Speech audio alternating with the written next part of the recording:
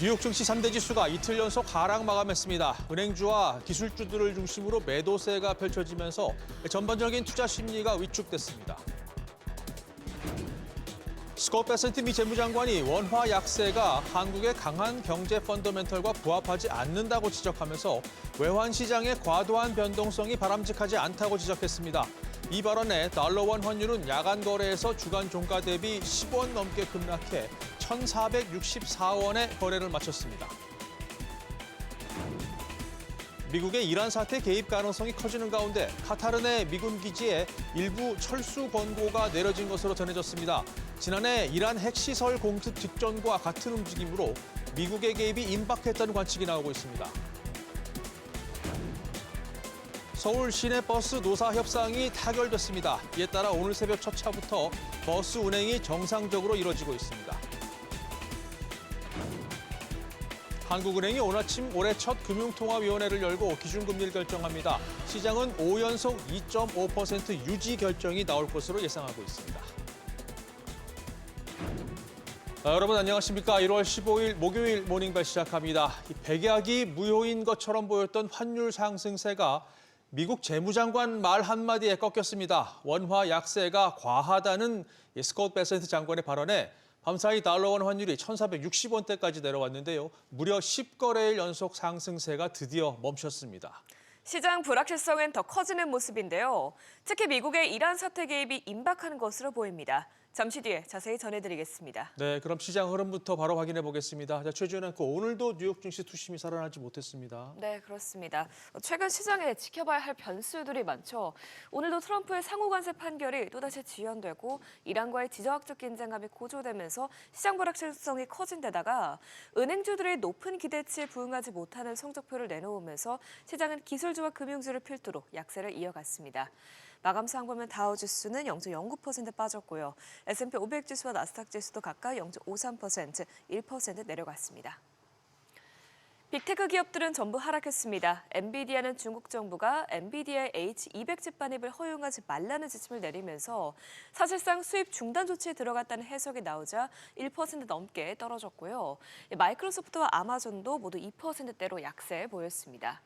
그나마 최근 호재가 여러 나오고 있는 알파벳은 그래도 낙폭이 적었는데요. 밤사이에도 구글 제미나이가 더 개인화된 정보를 제공하는 퍼스널 인텔리전스를 공개했다는 소식이 전해졌습니다. 다만 이 기능은 애플의 인텔리전스와 경쟁 구도에 놓일 것으로 보이면서 애플 주가는 0.4% 빠졌습니다. 시총 6위부터도 보면 브로드컴은 특히 4% 넘게 급락했는데요. 브로드컴이 소유한 VM웨어의 사이버 보안 소프트웨어가 중국 당국으로부터 국가 안보를 이유로 사용 중단 지시를 받았다는 소식에 주가가 크게 타격을 받았습니다. 또 메타와 테슬라도 2%대의 하락세로 마감했습니다. 오늘 대형주들은 크게 빠지면서 지수가 하락했지만 하락한 종목보다 상승한 업종들이 더 많으면서 지수 수면 아래 순환매 장세가 나타났는데요. 이는 시장 불확실성에도 미국의 성장세가 강하기 때문입니다. 실제로 미국의 소비는 여전히 견조한 것으로 보이는데요. 11월 소매 판매는 전월 대비 0.6% 늘어나면서 큰 폭으로 반등했고요. 이 GDP 산출에 반영되는 통제그룹 소매 판매 역시 0.4% 오르면서 시장 예상치에 부합하게 나왔습니다. 이런 가운데 물가 부담은 줄어들고 있습니다. 미국의 11월 도매 물가는 전월 대비 0.2% 오르면서 시장 예상치를 밑돈 것으로 나왔고요. 또 식품과 에너지를 제외한 근원 PPI도 마찬가지로 시장 전망을 하회했습니다. 물론 연간 기준으로는 3% 오르면서 연준의 목표치를 크게 웃돌긴 했지만 이 중 80% 이상은 에너지 가격이 급등한 영향입니다. 미국 경제가 견조하다는 점은 베이지북에서도 찾아볼 수 있었습니다. 베이지북에 따르면 12개 지역 중 8개 지역에서 약간 또는 완만한 속도의 성장을 보고했다면서 소비자 지출이 연말 연시 쇼핑 시즌에 힘입어 소폭 증가한 것으로 전해졌습니다. 다만 물가 상승 압력에 대해서는 향후 가격 상승률은 다소 완화될 것이라면서도 기업들이 관세 비용을 고객들에게 전가하기 시작했다고 밝혔습니다. 이렇게 경제는 괜찮고 물가는 다소 지켜볼 여지가 있다 보니 연은 총재들은 단기간에 금리 인하가 있지는 않을 것으로 보고 있습니다. 우선 닐 카시카리 미니애폴리스 연은 총재는 지금으로서는 인하가 너무 이르다며 올해 하반기에 추가 인하가 있을 수 있다고 말했고요. 안나 폴슨 연은 총재 역시 물가와 고용이 안정될 경우 올해 후반에 기준금리를 다시 내릴 수 있다고 언급했습니다. 물론 친 트럼프 인사인 스티븐 마이런 이사는 트럼프 행정부의 규제 완화 추진을 이유로 정책금리 인하가 계속되어야 한다고 주장했습니다. 시장 불확실성이 커지다 보니 안전자산으로의 쏠림 현상은 이어지고 있습니다. 금선물은 오늘 1% 넘게 오르면서 사상 최고치 경신했고요. 은 가격도 오늘 7% 넘게 뛰면서 신고가를 새로 썼습니다. 또 국제유가도 이란에 대한 미국의 군사 개입 가능성이 커지면서 연일 강세를 보이고 있습니다. 간밤 WTI 브렌트유는 각각 1.42%, 2.03% 뛰어 올랐습니다. 국채금리는 안전자산에 대한 수요가 커지고 트럼프의 상호간세 판결이 나오지 않으면서 장중 낙폭을 더 키워나갔습니다. 오늘 10년물 금리가 0.02%포인트, 2년물 금리가 0.01%포인트 하락했습니다. 트렌딩한 스톡입니다. 뜨거웠던 종목들 살펴보시죠. 간밤 실적을 발표한 주요 은행주 소식부터 살펴보겠습니다. 실적의 좋고 나쁨과 상관없이 트럼프 행정부가 추진하는 신용카드 이자율 10% 상한제가 금융권 수익에 부정적일 수 있다는 우려가 시장을 덮쳤는데요. 먼저 뱅크 오브 아메리카는 주당 순이익과 매출 모두 시장 예상치를 웃돌았지만 주가가 3.78% 하락했습니다. 전년 대비 12% 증가한 순이익이 전체 실적을 견인했음에도 은행 측이 인건비와 기술 투자로 인해 비용이 더 늘어날 것이라는 전망을 내놓으면서 결국 실적보다는 지출 계획이 주가의 발목을 잡았습니다. 웰스파고는 어닝 쇼크를 기록하면서 최근 6개월 사이 가장 큰 폭으로 하락했습니다. 대출에서 발생하는 핵심 수익원인 순이자 수익이 시장 기대치에 못 미쳤는데요. 퇴직금 관련 비용이 늘어나고 거래 수수료 수익까지 크게 줄어들면서 실적 부진을 면치 못했습니다. 이에 웰스파고 주가는 4.61% 하락했습니다. 시티그룹은 시장 예상치를 웃도는 실적을 내놨는데요. 조정 주당 순이익은 1.81달러로 시장 전망치였던 1.67달러를 상회했습니다. 다만 러시아 사업 철수 과정에서 발생한 11억 달러의 일회성 손실이 반영되면서 순이익이 전년보다 13% 감소한 것으로 나타났습니다. 이런 일회성 비용을 제외하면 실적 자체는 양호한 수준이었지만 시티그룹 또한 규제 리스크를 넘지 못하면서 주가가 3.34% 하락했습니다. 넷플릭스가 워너브라더스와 HBO 맥스를 인수하기 위해 720억 달러에 달하는 거대 베팅에 나섰습니다. 특히 넷플릭스가 인수 속도를 높이기 위해 전액 현금 매수 카드를 검토 중이라는 소식이 전해졌는데요. 시장에서는 넷플릭스가 감당해야 할 막대한 자금 조달 부담과 이로 인한 재무 구조 악화 우려가 커졌습니다. 이에 주가가 2% 가까이 하락했습니다. 중국이 국가 안보를 빌미로 미국과 이스라엘의 보안 소프트웨어 사용을 중단하라는 지시를 내렸습니다. 중국이 보안 분야에서도 해외 기술에 대한 의존도를 낮추려는 움직임으로 해석되는데요. 중국이라는 거대 시장에서 미국 보안 기업들이 퇴출당할 위기에 처하자 포티넷 주가는 2.48% 하락했습니다. 기술주 하락장 속에서도 인텔은 3% 넘게 상승했습니다. 최근 리프탄 CEO가 14일 공정에 본격적으로 나서고 있다고 선언하고 키뱅크가 투자 의견을 상향 조정한 영향입니다.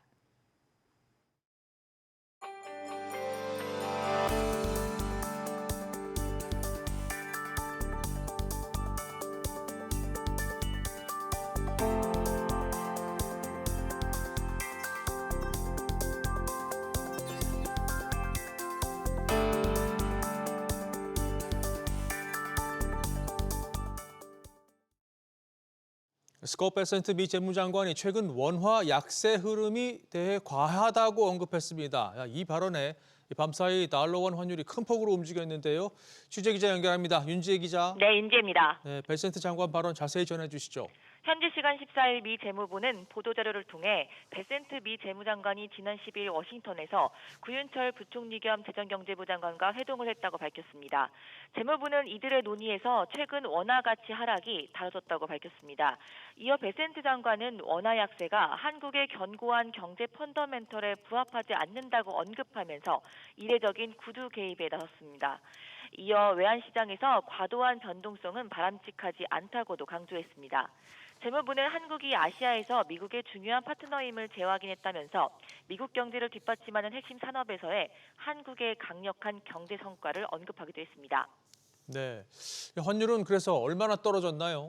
네, 한국 시간으로 15일 새벽 2시 달러 환율은 전장 서울 외환시장 종가 대비 9.70원 내린 1,464원의 거래를 마쳤습니다. 1,476원 안팎으로 진입한 달러 환율은 미 재무부의 보도자료가 나오자 1,462원까지 수직 낙하했습니다. 이는 원화가 10거래일 연속 약세를 보인 이후 나타난 반등입니다. 1,480원까지도 바라보던 달러 환율이 미 재무장관의 구두 개입이 담긴 보도자료 한 장에 제동이 걸린 셈입니다. 오늘 오전 올해 들어 첫 금통위가 열리는 만큼 미국에 이어 이창용 한국은행 총재가 어떠한 발언을 내놓을지 주목됩니다. SBS 비즈 인재입니다. 미국의 이란 사태 개입이 임박했다는 관측이 계속해서 나오고 있는 가운데 이란 내부와 또 주변 움직임이 아주 긴박하게 돌아가고 있습니다. 현재 상황 정광윤 기자와 함께 알아보겠습니다. 자, 정 기자 밤사이 나온 소식부터 좀 보죠. 미국의 이란 공습이 현실로 다가오고 있는 듯한 모습입니다. 네, 그렇습니다. 미국의 이란 개입이 가시화되고 있는 분위기입니다. 로이터에 따르면 미국 군사 개입이 24시간 내에 이뤄질 수 있다는 분석이 나왔고요. 이스라엘 측 발언을 인용해 트럼프 대통령의 개입 결정을 언급하면서 범위와 시기에 대해서는 특정하지 않았습니다. 중동 미군 기지에선 일부 병력 철수가 시작된 것으로 전해졌는데요. 워싱턴 포스트 등에 따르면 미 국방부는 카타르의 알 우데이드 기지에 주둔 중인 미군 인력과 장비를 인근 거점으로 옮기기 시작한 것으로 전해졌습니다. 알 우데이드는 중동에서 가장 큰 미군 기지로 만여 명의 병력이 주둔하고 있습니다. 미국뿐만 아니라 영국이나 폴란드, 이탈리아 등도 병력을 철수하거나 자국민들에게 이란을 떠나라고 지시하는 등 전운이 감도는 모습입니다. 네, 주변국들에 있는 그 기지 병력을 일부 철수시키는 배경, 이건 어떻게 봐야 되는 건가요? 네, 이란이 그동안 미국이나 이스라엘의 군사적 위협에 대응해온 방법과도 무관하지 않은데요. 지난해 6월에도 이스라엘과 미국에게 핵시설을 폭격당하자 이란군은 알 우데이드 미군 기지를 겨냥해 미사일을 발사했습니다. 이 때문에 이번 기지 대피령도 미군이 이란에 군사적 개입을 하기 전에 이란 반격에 대비하기 위한 조치라는 해석이 나옵니다. 앞서 이란은 사우디아라비아, 아랍에미리트 등 주변국들에게 미국이 공격하면 해당 국가들에 있는 미군 기지를 공격할 수 있다고 경고하기도 했습니다. 미국이 군사적 개입을 막으면서도 미국과 중재를 요청하고 있는 것으로 전해졌는데요. 트럼프 대통령은 이란과의 대화를 중단하고 연일 군사적 개입 가능성을 시사하고 있어 충돌을 피하고 대화 물꼬를 칠 수 있을지는 미지수입니다. 네, 자, 이란 내부 상황도 궁금한데 지금 어떻게 돌아가고 있습니까? 네, 통신, 인터넷 등은 모두 차단돼 있고 반정부 시위에 대한 진압이 무자비하게 이루어지고 있다는 보도가 이루어지고 있습니다. 네. 정확한 사망자 집계조차 어려운 상황인데요. 여러 언론 보도에 따르면 적어도 수천 명의 사망자가 발생한 것으로 추산되고 있습니다. 그럼에도 이란 당국은 여전히 완강한 태세입니다. 마수드 페제키시안 이란 대통령은 나라를 향한 모든 적들의 시도는 헛수고가 될 것이라며 강경 대응을 이어갈 뜻을 굽히지 않았습니다. 이란 사법부는 시위에 참여했다가 체포된 시민들에 대한 재판과 형 집행 절차를 빠르게 진행하겠다고 시사하고 있어 인권 유린 우려로도 이어지고 있습니다. 로이터는 이란 정부가 당장 붕괴될 위기에 처한 것 같지는 않으며 안보기구는 여전히 상황을 통제하고 있는 것으로 보인다는 분석을 전하기도 했습니다. 그렇군요. 지켜봐야 되겠군요. 예, 정광윤 기자 잘 들었습니다. 도널드 트럼프 미국 대통령이 미국 국가안보를 위해 그린란드가 필요하다고 재차 주장하면서 미국이 건설 중인 골든돔의 필수라고 밝혔습니다. 골든돔은 이스라엘의 방공체계인 아이언돔과 유사한 미국의 차세대 미사일 방어 시스템으로 지난해 5월 트럼프 대통령이 건설 계획을 공개했습니다. 이런 상황에서 제이디 벤스 미국 부통령과 덴마크 그린란드 외무장관은 백악관에서 만나 그린란드 문제를 논의했지만 근본적인 이견만 확인한 것으로 알려졌습니다. 미국 정부가 오는 21일부터 러시아와 이란, 브라질 등 75개국 국민에 대한 미국 이민 비자 발급 업무를 중단합니다. 폭스뉴스는 국무부가 이들 국가에 주재하는 미국 영사관 직원들에게 이민 비자 발급 업무를 중단할 것을 지시했다고 보도했습니다. 이 조치는 국무부가 해당 국가들의 비자 심사 절차에 대한 평가를 완료할 때까지 무기한 지속됩니다. 미국 연방대법원이 현재 시간 14일에도 트럼프 행정부의 상호관세 위법 여부에 대한 판결을 내놓지 않았습니다. 미 연방대법원은 홈페이지를 통해 3건의 판결을 공개했지만 전 세계에 이목이 집중된 트럼프 대통령의 상호관세 위법성 관련 사건은 지난 9일에 이어 이번에도 포함되지 않았습니다. 다카이치 사나이 일본 총리가 오는 23일에 소집될 예정인 정기 국회에서 중의원을 해산하기로 했습니다. 교도통신 등에 따르면 열린여당 일본 유신회 요시무라 히로우미 대표는 14일 다카이치 총리와 면담 이후 이러한 의향을 전달받았다고 밝혔습니다. 요미우리 신문은 다카이치 총리가 오는 23일에 중의원을 해산할 경우 2016 회계연도 예산안 통과를 고려해 다음 달 8일 조기 총선을 치르는 방안이 조율되고 있다고 전했습니다. 외신이 주목한 주요 이슈들 짚어보겠습니다. 중국이 엔비디아의 H100 칩을 두고 얼추 계산기를 다 두드린 것 같습니다. 빗장을 풀지 않는 쪽으로 가닥을 잡았는데요. 최근 세관 당국이 반입을 허용하지 말라 통관 금지 지시를 내린 것으로 알려졌습니다. 이뿐만 아니라 자국 기업들과의 회의에서도 불가피한 상황이 아니면 구매하지 말라 명시적으로 지시했는데 관계자들은 당국의 지시 내용이 워낙 엄중해 현재로서는 금수 조치나 마찬가지라고 평가하고 있습니다. 당장 지난달 기준으로만 놓고 봐도 중국 기술 기업들은 엔비디아의 재고량의 3배 가까운 200만 개 이상의 칩을 주문했는데 판매액의 25%를 받기로 한 미국 정부의 몫으로만 우리 돈 20조 원이 넘는 만큼 전문가들은 이 같은 수입 제한 움직임이 오는 4월로 예정된 트럼프 대통령과 시진핑 주석의 회담을 앞두고 더 많은 양보를 얻어낼 일종의 협상 카드로 쓰기 위한 선택일 수 있다 보고 있습니다.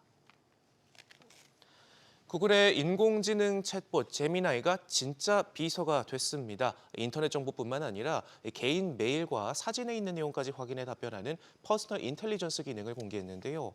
이를 통해 이용자 상황에 꼭 맞는 정보를 통합해 제공할 수 있게 된다는 게 구글의 설명입니다. 예로 자동차 타이어를 교체해야 할 때 해당 기능을 활용하면 구글 포토에 저장된 사진을 기반으로 자신의 차량에 맞는 타이어 규격부터 평소 주행 환경 등까지 고려해 최적의 제품을 추천해주는 식인데요. 우선은 미국 내 일부 유료 구독자를 대상으로 베타 버전을 적용하고 이후 더 많은 국가와 무료 이용자로 대상을 확대할 계획입니다. 길어지는 전기차 캐즘에 테슬라가 새로운 아이디어를 냈습니다. 자율주행 소프트웨어 FSD 판매 방식을 전면 개편하기로 했는데요. 당장 다음 달부터 기존 일시불 구매 옵션을 없애고 월간 구독 형태로만 서비스를 제공하기로 했습니다.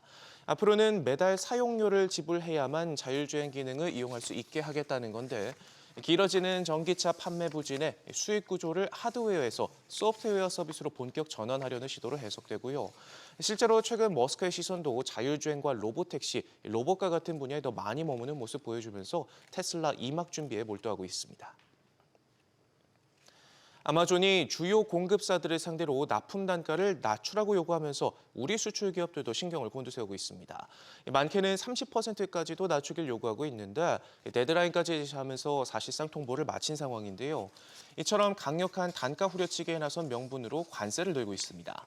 앞서 트럼프 행정부가 관세 폭탄을 예고했을 때 공급망 붕괴를 막기 위해 벤더들의 납품가 인상을 용인하면서 짐을 나눠줬었는데 최근 중국과 관세를 낮추는 데 합의했고 대법원의 판결서도 관세가 무효가 될 가능성을 크게 보고 원상복구하겠다는 겁니다. 이에 공급사들은 판결이 아직 나오지도 않았는데 관세 무효화를 기정사실화하고 이 비용 부담을 전가한다 반발하고 있고요. 불똥은 삼성전자나 LG전자를 비롯해 CJ, 농심 같은 우리 기업들에게도 튀게 돼 관세는 관세대로 맞고 단가 인하 압박은 별도로 받는 이중고에 처할 우려도 제기되고 있습니다. 바이오업계 최고 블루칩으로 떠오르고 있는 비만 치료제 시장을 잡기 위한 경쟁 뜨겁습니다.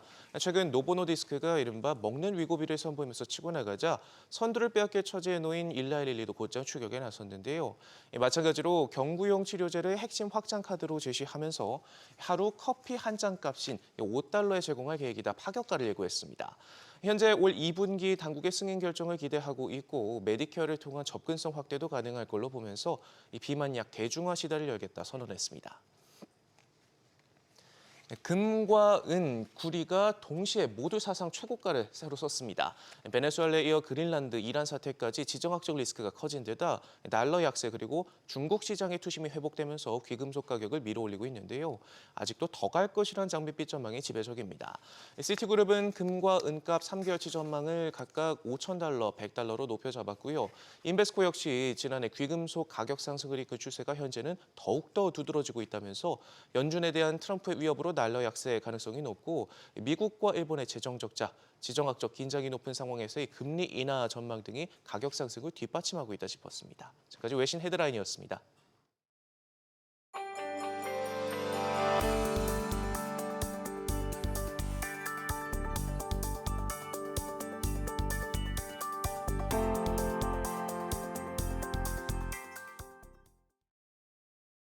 자, 계속해서 밤사이 시장 흐름 보면서 전략도 세워보겠습니다. 레몬 리서치 김민수 대표 연결돼 있습니다. 대표님 안녕하세요. 네, 안녕하십니까. 뉴욕 증시 오늘도 하락 마감했죠. 기술주와 은행주들이 약세를 보이면서 부담이 좀 됐고요. 또 변수들이 워낙 많아서 경계감이 좀 커진 모습인데요. 오늘 장 흐름 어떻게 보셨나요? 네, 전반적으로 지금 이 이슈를 소화하는 과정 쪽에서 이제 실적 시즌을 앞두고 약간 경계감이 좀 커지는 그런 모습들입니다. 그런 가운데 오늘 3대 지수 모두 하락을 했는데 기술주의 낙폭이 조금 더 크고요. 하지만 러셀 2000 쪽은 오히려 또 올라가는 모습들이 나오면서 좀 온도차가 좀 있다라는 쪽으로 봐야 될 것 같습니다. 그런 가운데 엔비디아가 중국에서 엔비디아의 H200 반입 금지 얘기가 나오다 보니까 엔비디아 중심으로 기술주도 최근에 IT 하드웨어 종목들이 좀 강하다가 다시 한번 좀 위축되는 그런 모습들이고요. 그런 가운데 빅스라고 하는 공포 지수가 다시 올해 들어서 꾸준히 올라오면서 지금 16.5%, 16.8%까지 16.8까지 올라오면서 어제도 한 5% 올라온다라고 하게 되면 아직 시장 분위기가 그렇게 좀 만만치는 않다라는 쪽들이 좀 보여지고 있는 상황들이고요.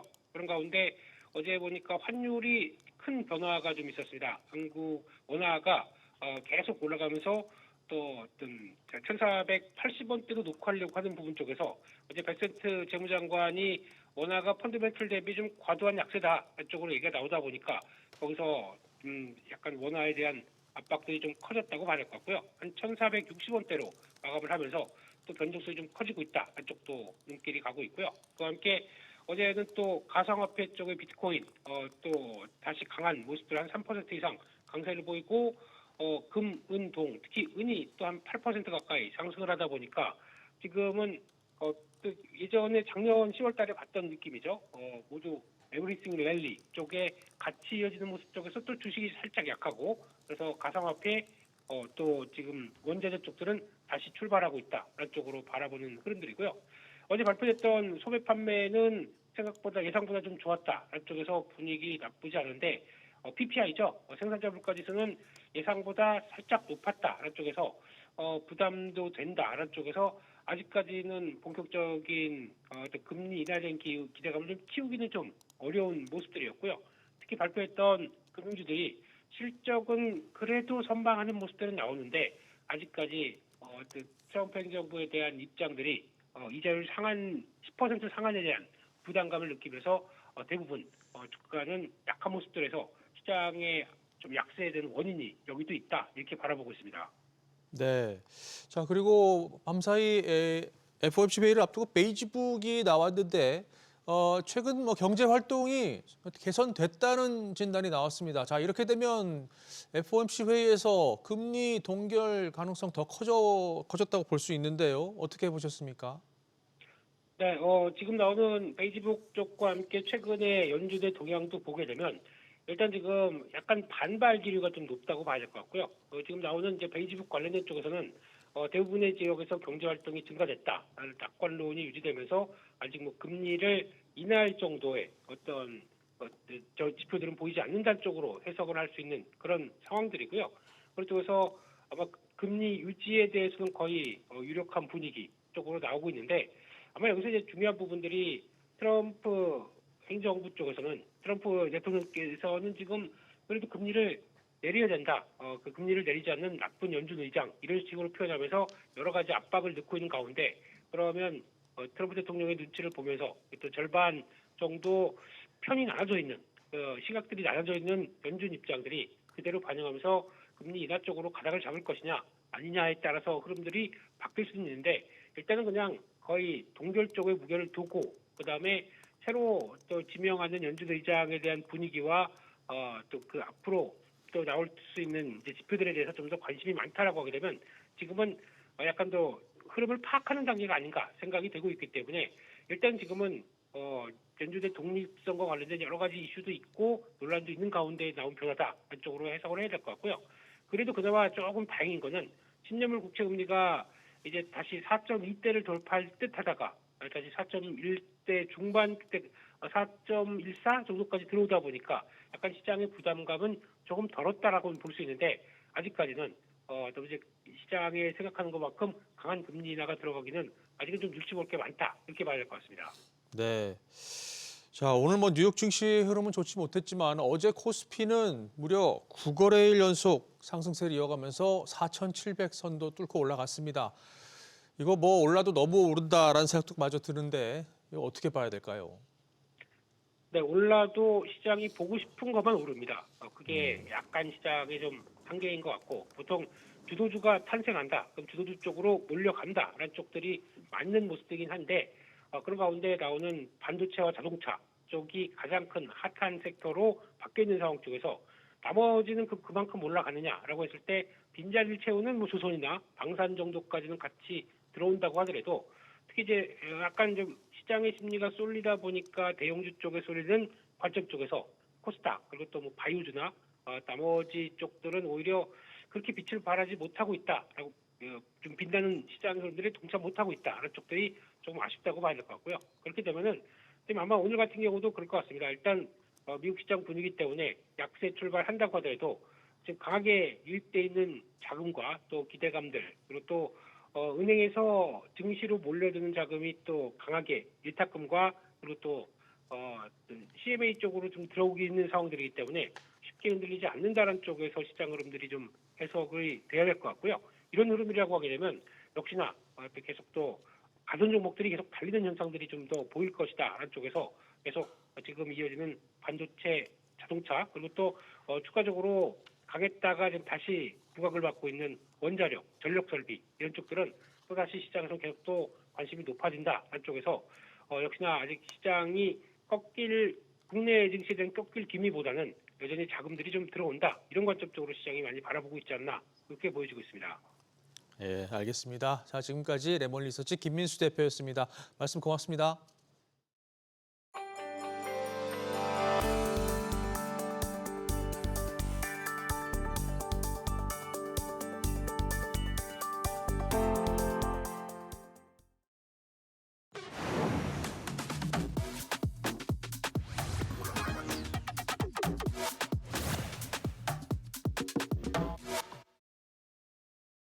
애프터마켓 정리해드립니다. 관련 안건이 금융위원회 정례회의에서 빠지면서 조각투자 장외거래소 사업자 선정이 결국 불발됐습니다. 앞서 증권선물위원회 심사를 통과한 한국거래소와 대체거래소 컨소시엄이 유력하게 검토된 가운데 루센트블록의 거센 반발이 변수로 떠오르고 있는데요. 총 3곳의 지원 컨소시엄 중 한 곳은 탈락하는 상황에서 얼마나 안정적으로 인프라를 구축하고 사업을 진행할 수 있는지가 핵심 판단 기준인 것으로 알려졌습니다. 특히 대체거래소는 첫 관문인 금감원 외부평가위원회의 기술평가를 1위로 통과한 것으로 전해졌는데요. 이번에 예비인가를 받는 컨소시엄은 주문 체결 시스템과 내부 통제 체계 구축 등 인적, 물적 요건을 갖춘 뒤 본인가를 신청할 예정입니다. 본인가는 예비인가 6개월 내에 신청하도록 되어 있는 만큼 상반기 중 실제 법인격을 갖춘 회사가 출범할 것으로 보이는 상황입니다. 한국거래소와 넥스트레이드 컨소시엄 모두 연내 거래 서비스를 시작한다는 방침인데요. STO 장외거래소 관련 소식도 넓은 거래소 범위에서 함께 챙겨보시면 좋겠습니다. 어제 코스피 지수 장중에 등락을 거듭하다가 결국엔 사상 처음으로 4,700선을 넘어선 채 거래를 마쳤죠. 뉴욕 증시가 약세 보였음에도 불구하고 기관 매수세가 들어오면서 상승 흐름을 이어갔습니다. 어제 애프터마켓은 기준가 대비로 0.21% 상승, 한국거래소 종가 대비로는 0.31% 하락했습니다. 그런데 막판으로 갈수록 상승세가 약간 출렁이기도 했는데요. 우선 반도체 투톱, 삼성전자는 1.38% 오른 반면 메인마켓과는 다르게 SK하이닉스 0.27% 하락하며 마감했습니다. LG에너지솔루션도 1.27% 하락하면서 38만 9천 원의 장을 마쳤고 삼성바이오로직스는 0.26%, 또 현대차는 2% 가까이 오르면서 41만 4천 원에 마무리가 됐습니다. 9거래일 연속 상승에 대한 피로감을 이겨내고 실적 시즌에 대한 기대감 속에서 순환매가 도는 모습인데요. 코스닥은 하락한 종목 수가 더 많았습니다. 알테오젠이 2.30%, 에코프로 형제들도 3%대 각각 하락했고 이 중에서는 유일하게 레인보우 로보틱스만 로봇주 1.21% 상승으로 마감됐습니다. 고공행진하고 있는 국내 증시, 과연 오늘장 출발 분위기는 과연 어떨지 잠시 후 프리마켓 통해서 종목들 미리 살펴보시죠. 지금까지 애프터마켓 리뷰였습니다.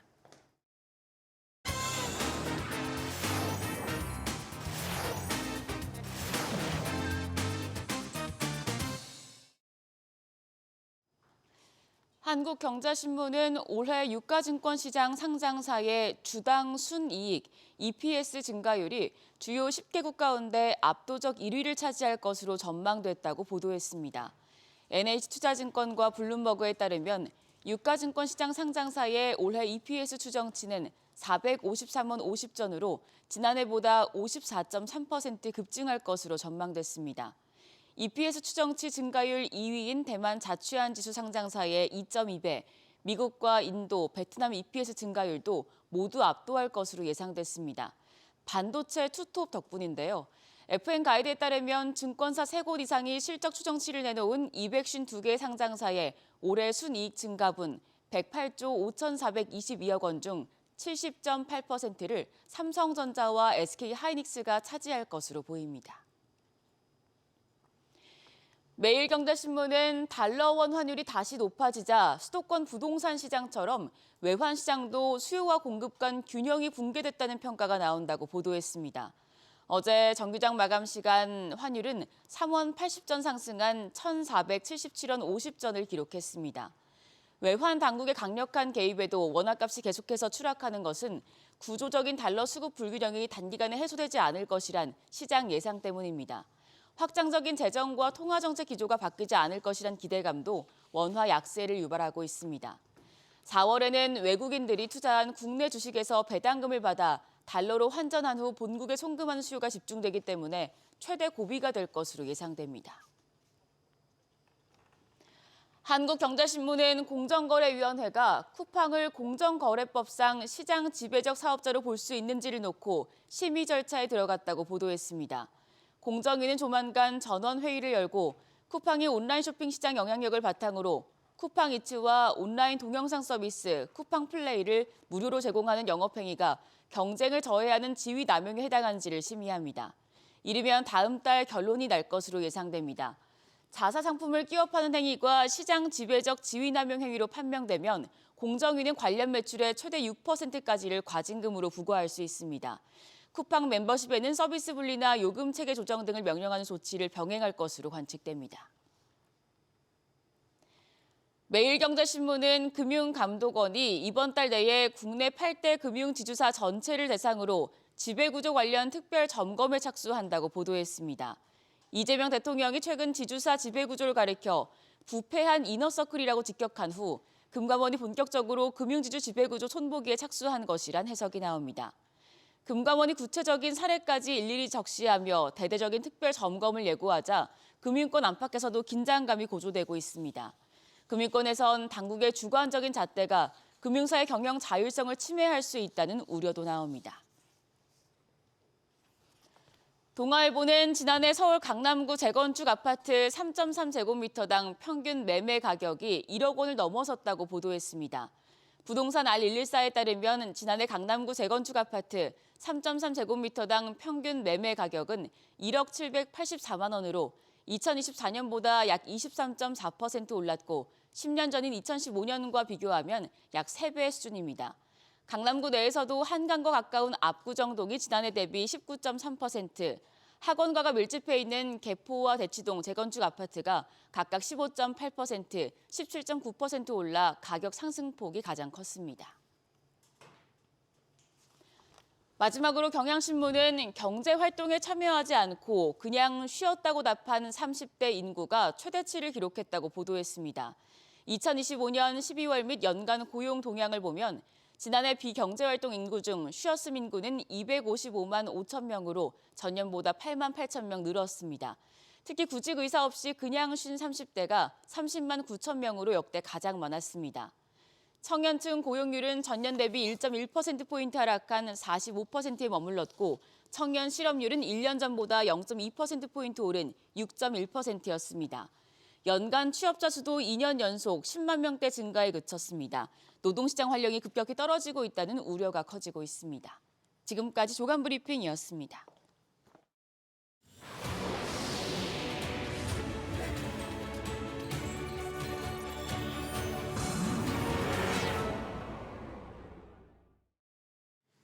오늘 출근길은 요 며칠간 버스가 없어서 겪었던 출근 대란을 겪지 않아도 될 것 같습니다.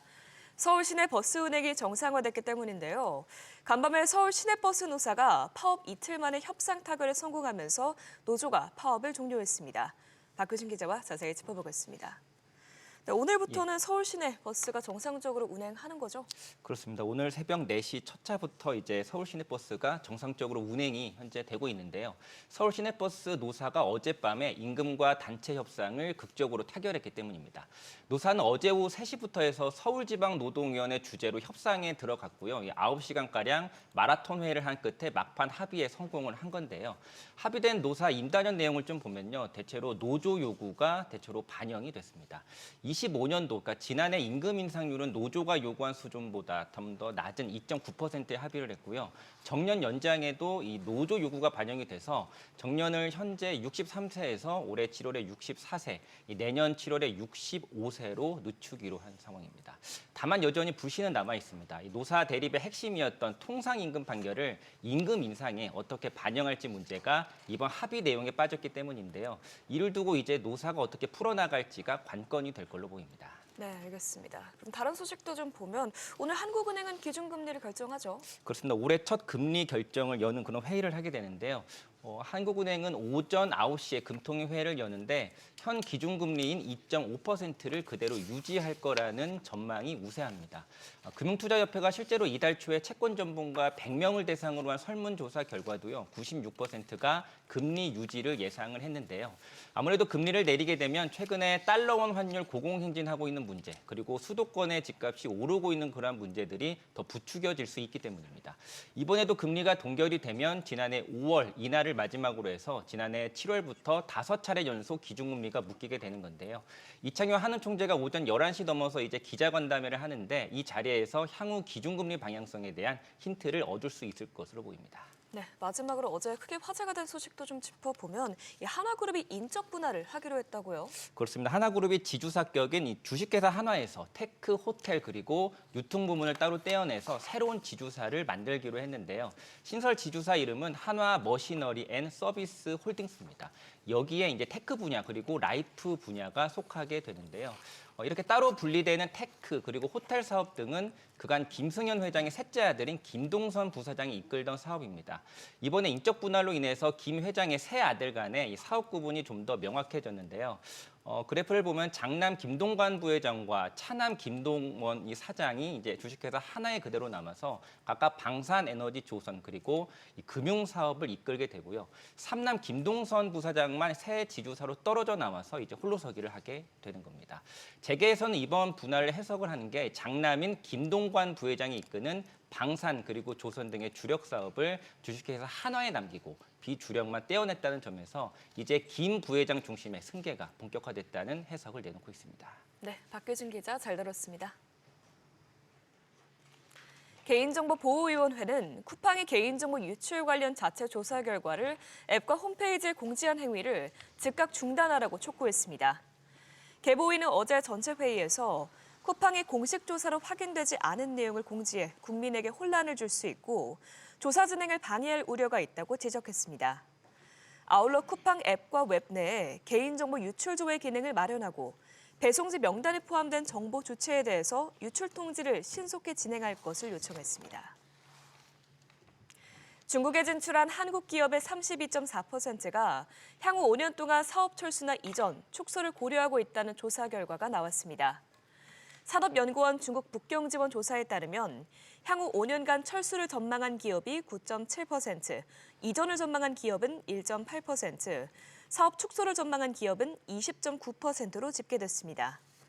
이처럼 부정적인 전망을 한 대표적인 업종은 디스플레이와 휴대전화, 가전, 도소매, 유통 등으로 나타났습니다. 오늘은 전국이 대체로 흐린 가운데 중부지방을 중심으로 오전까지 비나 눈이 내리는 곳이 있겠습니다. 아침 최저 기온은 영하 3도에서 영상 10도, 낮 최고 기온은 5에서 17도로 평년보다 조금 높겠습니다. 오늘은 대체로 포근한 가운데 미세먼지 수준은 나쁨 수준을 보이겠습니다.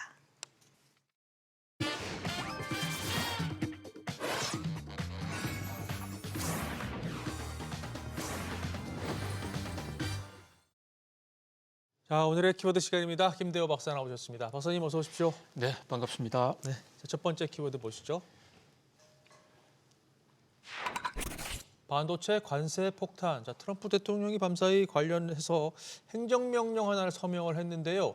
AI와 이 컴퓨팅 인프라 구축에 사용되지 않은 수입 반도체에 대해서 25%의 관세를 부과한다는 내용입니다.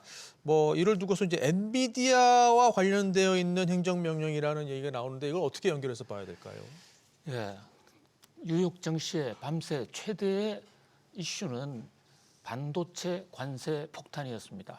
잘 나가던 뉴욕 증시 기술주도 밤새 내내, 그러니까 우리 시간으로 밤새 미국에서는 이 주간 내내 트럼프가 과연 어떤 조처를 낼 것인가 상당히 귀추를 주목을 했었는데요. 예.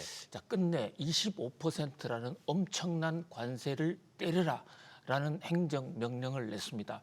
자, 트럼프 관세 행정명령은 두 가지인데요.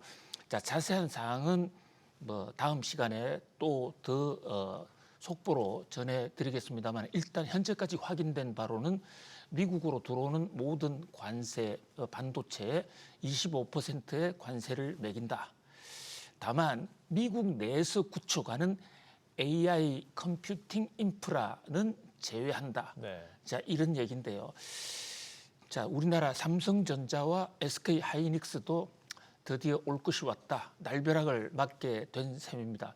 물론 우리는 미국과 합의에 의해서 지난번 여름에 한미 관세 협상할 때 한국 반도체는 다른 나라보다 불리하지 않도록 한다라는 데에 합의한 상황이긴 합니다.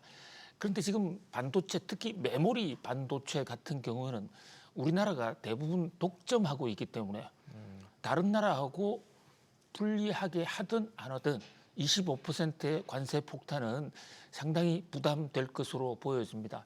삼성전자, SK 하이닉스가 수출하는 그 반도체, SK나 삼성보다도 그것을 수입하는 회사가 과연 25%더 부담을 하면 반도체를 제대로 사갈 수 있겠느냐, 당분간 좀 충격을 받지 않겠느냐라는 이런 얘기인데요. 엔비디아 때문에 조금 당겨진 거는 있습니다만 이번 조처를 엔비디아용이라고 해석하는 것은 그것은 굉장히 아전인수격 해석이고요. 네. 트럼프는 반도체 관세 때리는 것을 사실 취임 초부터 계속해서 논의 연구해 왔습니다. 다만 이번에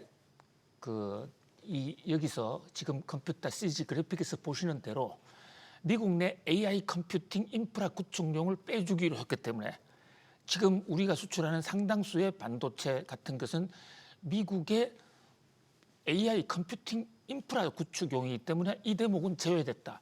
그것은 어느 정도 안도할 만합니다. 자, 왜 트럼프 대통령이 이번 조처가 엔비디아용이라고 얘기가 나오느냐면요. 이번 조처의 세 번째 내용에 보면 미국으로 수입되는 반도체가 그것이 다시 외국으로 나갈 때도 관세를 매긴다. 이 대목을 적시했거든요. 자, 이게 무슨 얘기냐? 바로 엔비디아입니다. 엔비디아 주가 많이 떨어졌어요. 자, 지금 엔비디아는 중국의 H200 이런 반도체를 팔려고 노력을 하고 있습니다. 근데 중국은 미국이 사가라 해도 우리는 안 사겠다 그러고 지금 미국과 중국 간의 기싸움이 한창인데요.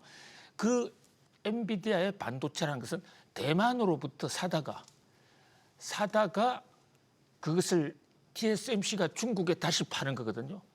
그러니까 대만으로부터 들여올 때, 왜냐하면 제조를 대만에서 하기 때문에.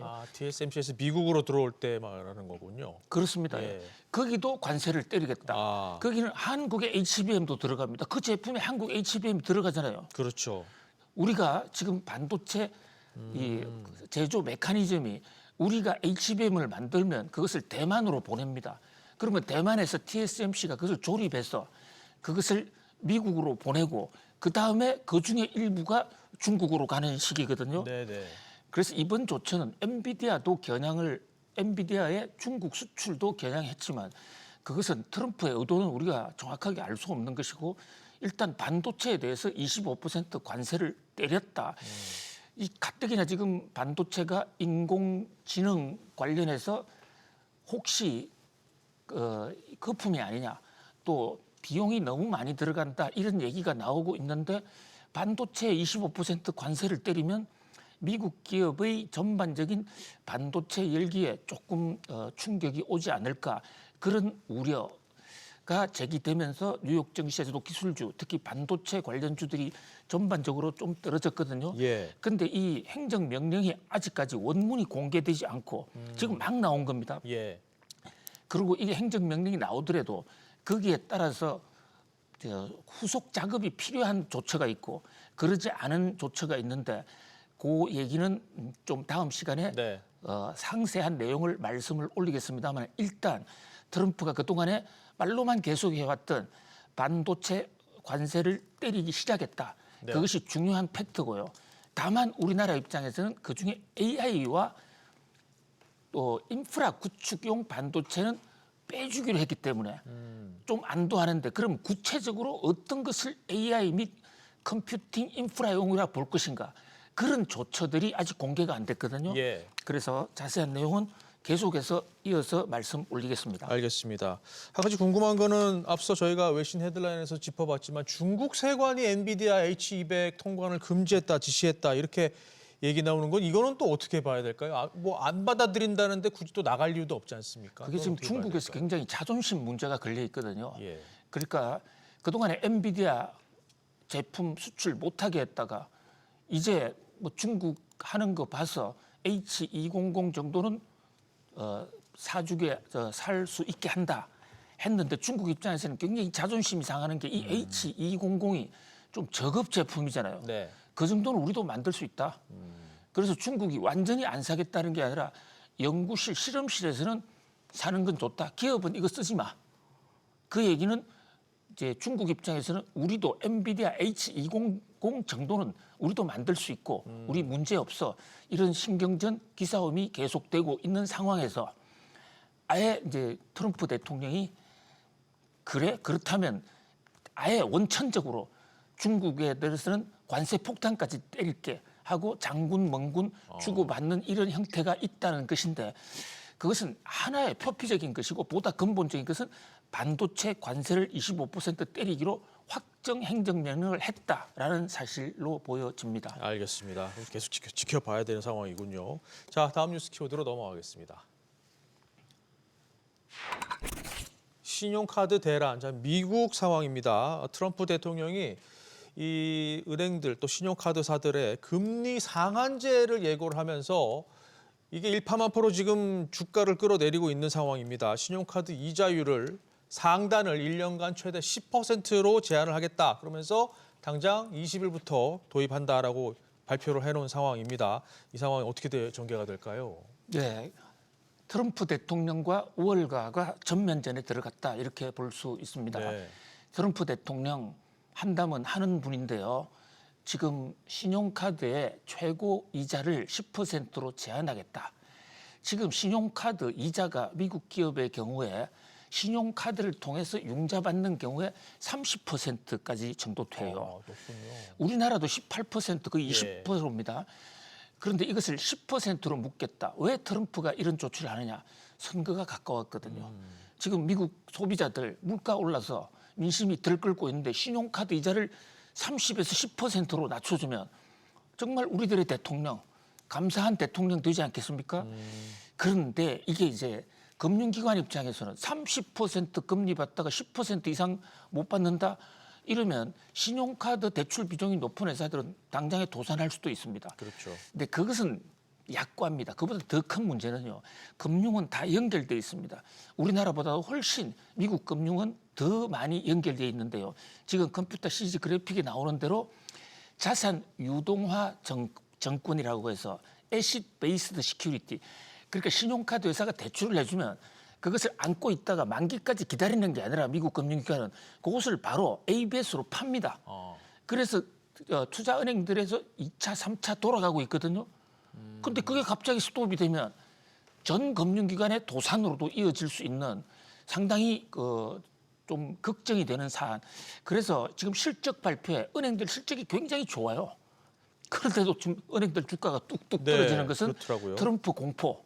자, 그다음에 이렇게 되면요. 신용카드 입장에서는 저 신용자는 카드 발급을 중단할 수밖에 없습니다. 그렇겠네요. 저신장자일수록 금리가 높거든요. 근데 10% 이상 받지 마. 이러면 그 사람들은 발급 중단하게 되죠. 그럼 그 사람들은 어디로 가느냐? 대부업체, 장외로 간단 말이죠. 그래서 초고금리가 빚어질 수 있다. 한마디로 금융에 대란이 올 수 있다. 이런 걱정, 이런 것들이 지금 뉴욕 월가에서는 부글부글 끓고 오르는데 이 트럼프에게 직접 대들 수도 없고 그리고 선거를 앞두고 있는 트럼프 하기로 했는데 트럼프가 물러설 수도 없잖아요. 국민들은 박수를 치고 있고 월가 입장에서 금융주 입장에서는 아주 지금 큰 복병을 만났다 이렇게 볼 수 있겠습니다. 그렇군요. 자, 다음 뉴스 키워드 보시죠. 한국은행 금통위. 자, 오늘 아침 한국은행이 올해 첫 금통위를 열고 기준금리를 결정하는데 유지 예상이 많습니다. 박사님, 관전 포인트를 어디에 두고 봐야 될까요? 네, 금리가 또 금리를 동결할 것이냐 아니냐 이런 전망할 필요조차 없지 않겠습니까? 지금 상황에서 어떻게 금리를 내리겠습니까? 환율이 무너진 우리나라 통화 가치가 녹아내리고 있는 상황에서 또 금리를 인하한다? 사실 지금 한국은행이 그동안에 너무 금리를 낮게 유지했기 때문에 그래서 우리나라 환율이 지금 무너지고 있다는 지적이 정말 국내외적으로 들끓고 있는 상황에서 또 금리를 내린다? 이성을 가진 우리 금통위원들이라면 그런 결정은 하지 않을 것으로 보입니다. 자, 중요한 관전 포인트는 과연 환율 상승에 대해서 어느 정도의 우려를 표명하느냐라는 대목입니다. 환율 상승을 감내하지 않겠다라든지 또는 환율을 금리 결정의 최대 변수로 보겠다는 등의 이런 의지가 표현될까? 환율 시장은 이걸 주목하고 있고요. 자, 또 하나는 M2 지표 개편을 지난해 연말에 기습적으로 발표했는데 이게 환율을 떨어뜨리는데 환율을 무너뜨리는데 굉장히 지금 큰 악재가 됐거든요. M2를 수익 정권을 빼서 의도적으로 통화 지표를 낮춰버리니까 자, 지난해 통화 증가율은 좀 적게 됐다라고 해석될 수 있지만은 이 대목이 또 다른 어떤 시그널을 주냐면요. 이제 M2 지표가 낮춰졌으니까 또 통화를 더 풀겠구나. 이런 잘못된 메시지를 주고 있다는 점에서 이 대목에 대해서 과연 금통위가 이번에 이창용 총재가 과연 어떤 발언을 할지 시장은 주목하고 있습니다. 자, 지금 도표에 나오고 있는 초과 유동성 지수라고 있는데요. 지금 이게 한국은행이 만든 자료인데 국회에 박성준 의원을 통해서 공표된 자료죠. 자, 이거 한번 보세요. 이 초과 유동성 지수라는 거 경제학자들은 그 나라에 돈이 많이 풀렸느냐 적게 풀렸느냐를 측정할 때 가장 중요하게 다루는 지표인데요. 167입니다. 한국은. 근데 M2를 개편하니까 153으로 떨어져요. 그래도 미국보다는 2배 이상 높은 거 아닙니까? 네. 유로보다도 높고요. 요게 통화량을 GDP로 나눈 것이거든요. 실물 경제와 통화량의 비율을 한 것인데 이렇게 통화량을 많이 푼 그 결과가 환율의 붕괴로 이어졌다라는 그런 지적이 있는데 한국은행은 그렇지 않다.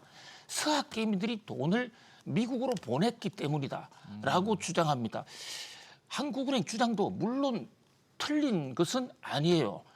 나타난 현상만 보면 우리나라 기업들이 수출 대금 안 가져오고 서학 개미들이 미국 투자했기 때문에 환율이 무너진 거 맞습니다. 그러나 그 서학 개미들이 또는 수출 기업들이 왜 외국으로 갔느냐? 저렇게 ELQ 초과 유동성 지수가 높아 있으니까 앞으로 한국의 원화가 더 떨어지지 않을까 해서 나간다는 그런 점에서 오늘 한국은행 금통위에서도 좀 분명한 그런 어떤 펀다멘탈을 양호하게 만드는 그런 정책적 힌트를 좀 줬으면 하는 그런 바람입니다. 네, 알겠습니다. 그럼 지켜봐야 되겠습니다.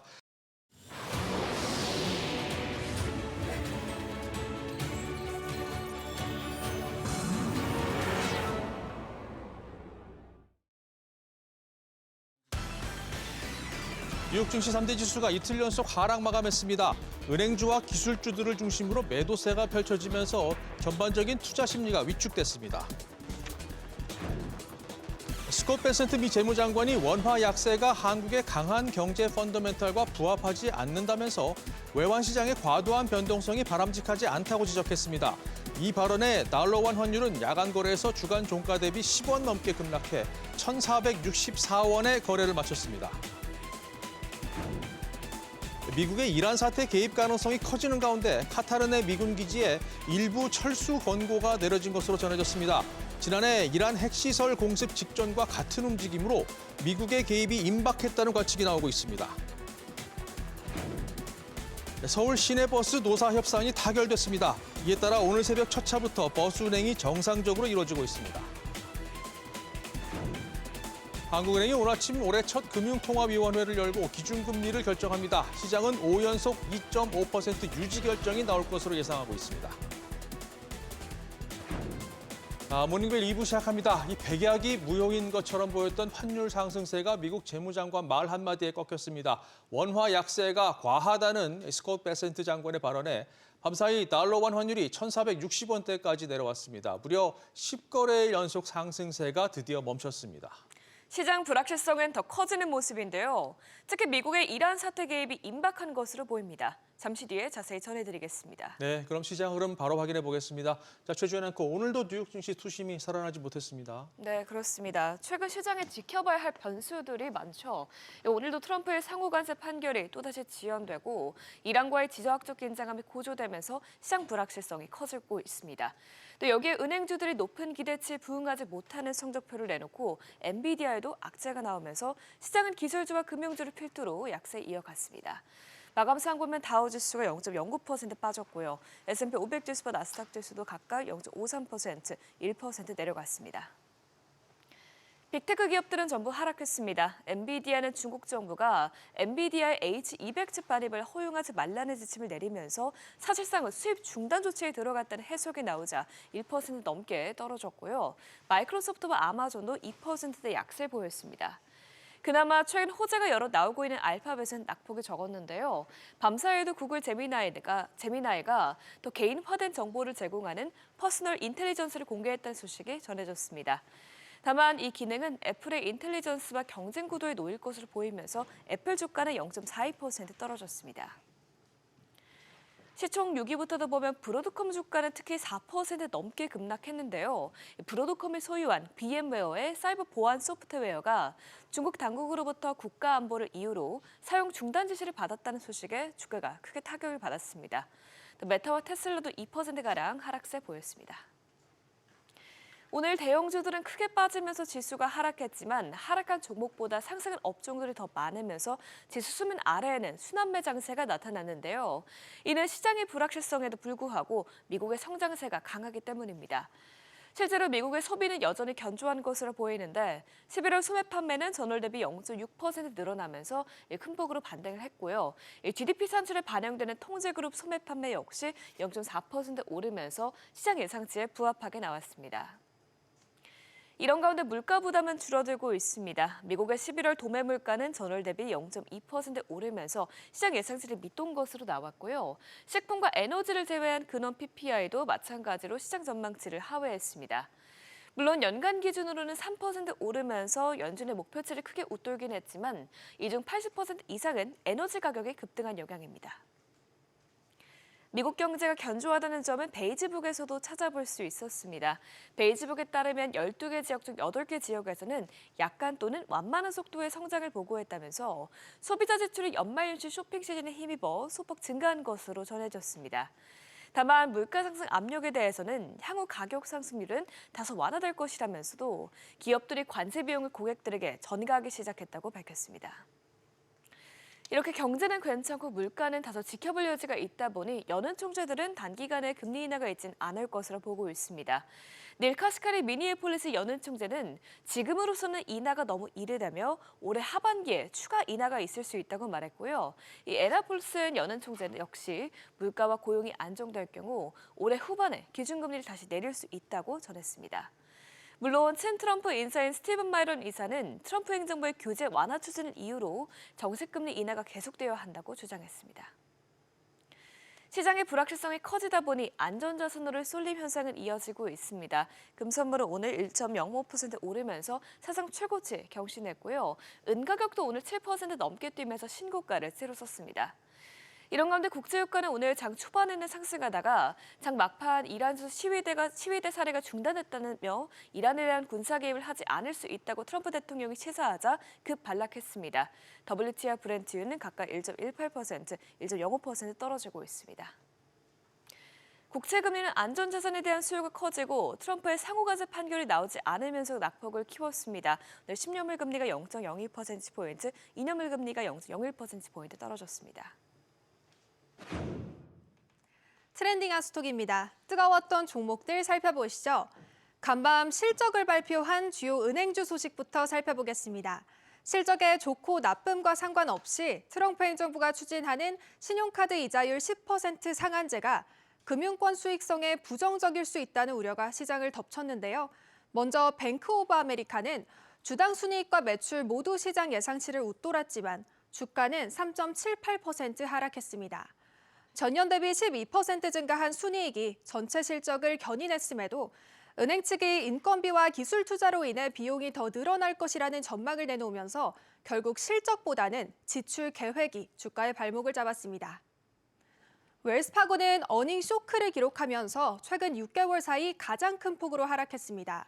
대출에서 발생하는 핵심 수익원인 순이자 수익이 시장 기대치에 못 미쳤는데요. 퇴직금 관련 비용이 늘어나고 거래 수수료 수익까지 크게 줄어들면서 실적 부진을 면치 못했습니다. 이에 웰스파고 주가는 4.61% 하락했습니다. 시티그룹은 시장 예상치를 웃도는 실적을 내놨는데요. 조정 주당 순이익은 1.81달러로 시장 전망치였던 1.67달러를 상회했습니다. 다만 러시아 사업 철수 과정에서 발생한 11억 달러의 일회성 손실이 반영되면서 순이익이 전년보다 13% 감소한 것으로 나타났습니다. 이런 일회성 비용을 제외하면 실적 자체는 양호한 수준이었지만 시티그룹 또한 규제 리스크를 넘지 못하면서 주가가 3.334% 하락했습니다. 넷플릭스가 워너브라더스와 HBO 맥스를 인수하기 위해 720억 달러에 달하는 거대 베팅에 나섰습니다. 특히 넷플릭스가 인수 속도를 높이기 위해 전액 현금 매수 카드를 검토 중이라는 소식이 전해졌는데요. 시장에서는 넷플릭스가 감당해야 할 막대한 자금 조달 부담과 이로 인한 재무 구조 악화 우려가 커졌습니다. 이에 주가가 1.96% 하락했습니다. 중국이 국가 안보를 빌미로 미국과 이스라엘의 보안 소프트웨어 사육을 중단하라는 지시를 내렸습니다. 중국이 보안 분야에서도 해외 기술에 대한 의존도를 낮추려는 움직임으로 해석되는데요. 중국이라는 거대 시장에서 미국 보안 기업들이 퇴출당할 위기에 처하자 포티넷 주가는 2.48% 하락했습니다. 기술주 하락장 속에서도 인텔은 3% 넘게 상승했습니다. 최근 리프탄 CEO가 14일 공정에 본격적으로 나서고 있다고 선언하고 키뱅크가 투자 의견을 상향 조정한 영향입니다.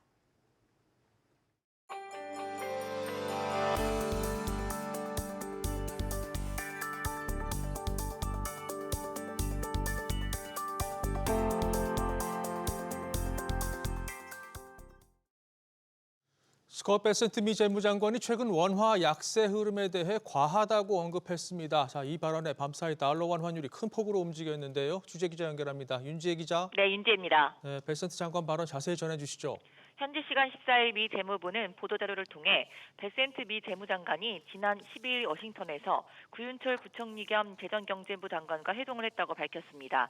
재무부는 이들의 논의에서 최근 원화 가치 하락이 다뤄졌다고 밝혔습니다. 이어 베센트 장관은 원화 약세가 한국의 견고한 경제 펀더멘털에 부합하지 않는다고 언급하면서 이례적인 구두 개입에 나섰는데요. 이어 외환 시장에서 과도한 변동성은 바람직하지 않다고도 강조했습니다. 재무부는 한국이 아시아에서 미국의 중요한 파트너임을 재확인했다면서 미국 경제를 뒷받침하는 핵심 산업에서의 한국의 강력한 경제 성과를 언급하기도 했습니다. 예, 그래서 환율 얼마나 떨어졌습니까? 네, 한국 시간으로 15일 새벽 2시 달러 환율은 전장 서울 외환시장 종가 대비 9.70원 내린 1,464원의 거래를 마쳤습니다. 1,476원 안팎으로 진입한 달러 환율은 미 재무부의 보도자료가 나오자 1,462원까지 수직 낙하했습니다. 이는 원화가 10거래일 연속 약세를 보인 이후 나타난 반등입니다. 1,480원까지도 바라보던 달러 환율이 미 재무장관의 구두 개입이 담긴 보도자료 한 장에 제동이 걸린 셈입니다. 오늘 오전 올해 들어 첫 금통위가 열리는 가운데 미국에 이어 이창용 한국은행 총재가 어떠한 발언을 내놓을지 주목됩니다. SBS BG 인재입니다. 미국의 이란 사태 개입이 임박했다는 관측이 계속해서 나오고 있는 가운데 이란 내부와 주변 움직임이 긴박하게 돌아가고 있습니다. 현재 상황 정광윤 기자와 자세히 짚어보겠습니다. 자, 일단 밤사이 나온부터 소식도 좀 보죠. 미국의 이란 공습, 이게 현실로 좀 다가오고 있는 듯한 모습이에요. 네, 미국의 이란 개입이 가시화되는 분위기입니다. 로이터에 따르면 군사 개입이 24시간 내에 이뤄질 수 있다는 분석이 나왔고요. 범위와 시기는 불분명하지만 트럼프 대통령이 개입을 결정한 것으로 보인다는 이스라엘 정부 관계자 발언도 인용했습니다. 워싱턴 포스트 등에 따르면 미 국방부는 카타르 알 우데이드 기지에 주둔 중인 미군 인력과 장비를 다른 거점으로 재배치하고 있습니다. 알 우데이드는 중동에서 가장 큰 미군 기지로 만여 명의 병력이 주둔하고 있습니다. 미국뿐만 아니라 영국, 폴란드, 이탈리아 등도 병력을 철수하거나 자국민들에게 이란을 떠나라는 지시를 하는 등 전운이 감도는 모습입니다. 예, 뭐 개입을 앞두고 있는데 군기지 병력 일부 철수 권고를 내린 거는 왜 그런 건가요? 이란이 그동안 군사적 위협에 대응해온 방식과 무관하지 않습니다. 지난해 6월 이스라엘과 미국이 이란 핵시설을 폭격하자 이란군은 알 우데이드 기지를 겨냥해 미사일을 발사했습니다. 이번에 미군이 기지를 비우는 것도 군사적 개입 전에 이란의 반격에 대비한 조치일 수 있다는 해석이 나옵니다. 이란은 사우디아라비아, 아랍에미리트 등 주변국들에 해당 국가들에 있는 미군 기지를 공격할 수 있다고 경고하면서 미국 공격을 막아달라고 중재를 요청한 것으로 전해졌습니다. 이와 관련해 로이터는 공격이 임박한 것으로 보이지만 미국 행정부가 모두를 긴장시키기 위해 의도적으로 보이는 행동 방식이기도 하다는 서방 군사 전문가 분석을 내놓기도 했습니다. 네, 이게 이제 공격을 하면 이제 최종 승인 버튼을 이제 트럼프 대통령이 눌러야 되는데 트럼프 대통령 분위기는 어떤가요? 단정 짓기는 어렵지만 미묘한 어조 변화도 포착되고 있습니다. 이란 정부와 대화를 중단하고 강경 대응하겠다던 기존 입장에서 미묘하게 바뀌었는데요. 트럼프 대통령은 현지 시간 14일 백악관에서 열린 서명식 행사에서 이란에서 시위대 사례가 중단됐다고 들었다고 밝혔습니다. 신뢰할 만한 소식통을 통해 들었다며 그것이 사실이길 바란다고 덧붙였는데요.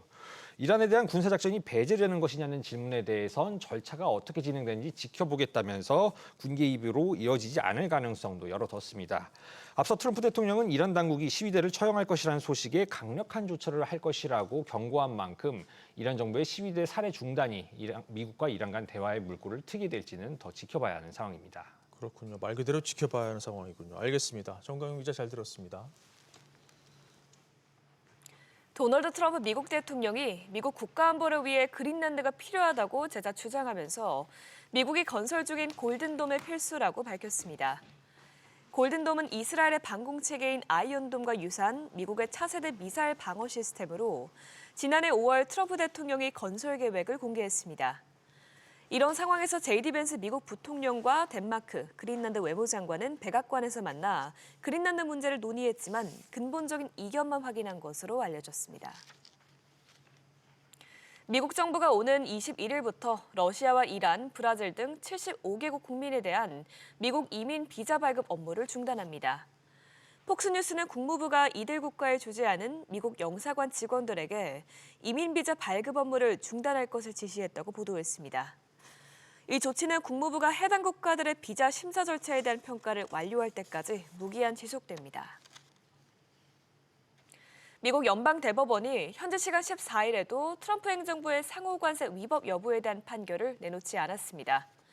미 연방대법원은 홈페이지를 통해 3건의 판결을 공개했지만 전 세계에 이목이 집중된 트럼프 대통령의 상호관세 위법성 관련 사건은 지난 9일에 이어 이번에도 포함하지 않았습니다. 다카이치 사나이 일본 총리가 오는 23일에 소집될 예정인 정기 국회에서 중의원을 해산하기로 했습니다. 교도통신 등에 따르면 열린여당 일본 유신회 요시무라 히로우미 대표는 14일 다카이치 총리와 면담 이후 이러한 의향을 전달받았다고 밝혔습니다. 요미우리 신문은 다카이치 총리가 오는 23일에 중의원을 해산할 경우 2016 회계연도 예산안 통과를 고려해 다음 달 8일 조기 총선을 치르는 방안이 조율되고 있다고 전했습니다. 자, 계속해서 개장을 앞둔 국내 증시 전망해보고 전략 짜보겠습니다. 디멘션 투자자문 송재경 투자부문 대표 연결돼 있습니다. 대표님 안녕하십니까? 네, 안녕하십니까. 네, 코스피가 어제도 올라서 9거래일 연속 랠리를 이어갔습니다. 특징주 가운데 한화그룹주들이 눈에 띄었고요. 또 반도체도 다시 힘을 내는 모습이었는데 먼저 어제장 흐름 어떻게 보셨습니까? 예, 말씀 주신 대로 정말로 파죽지세입니다.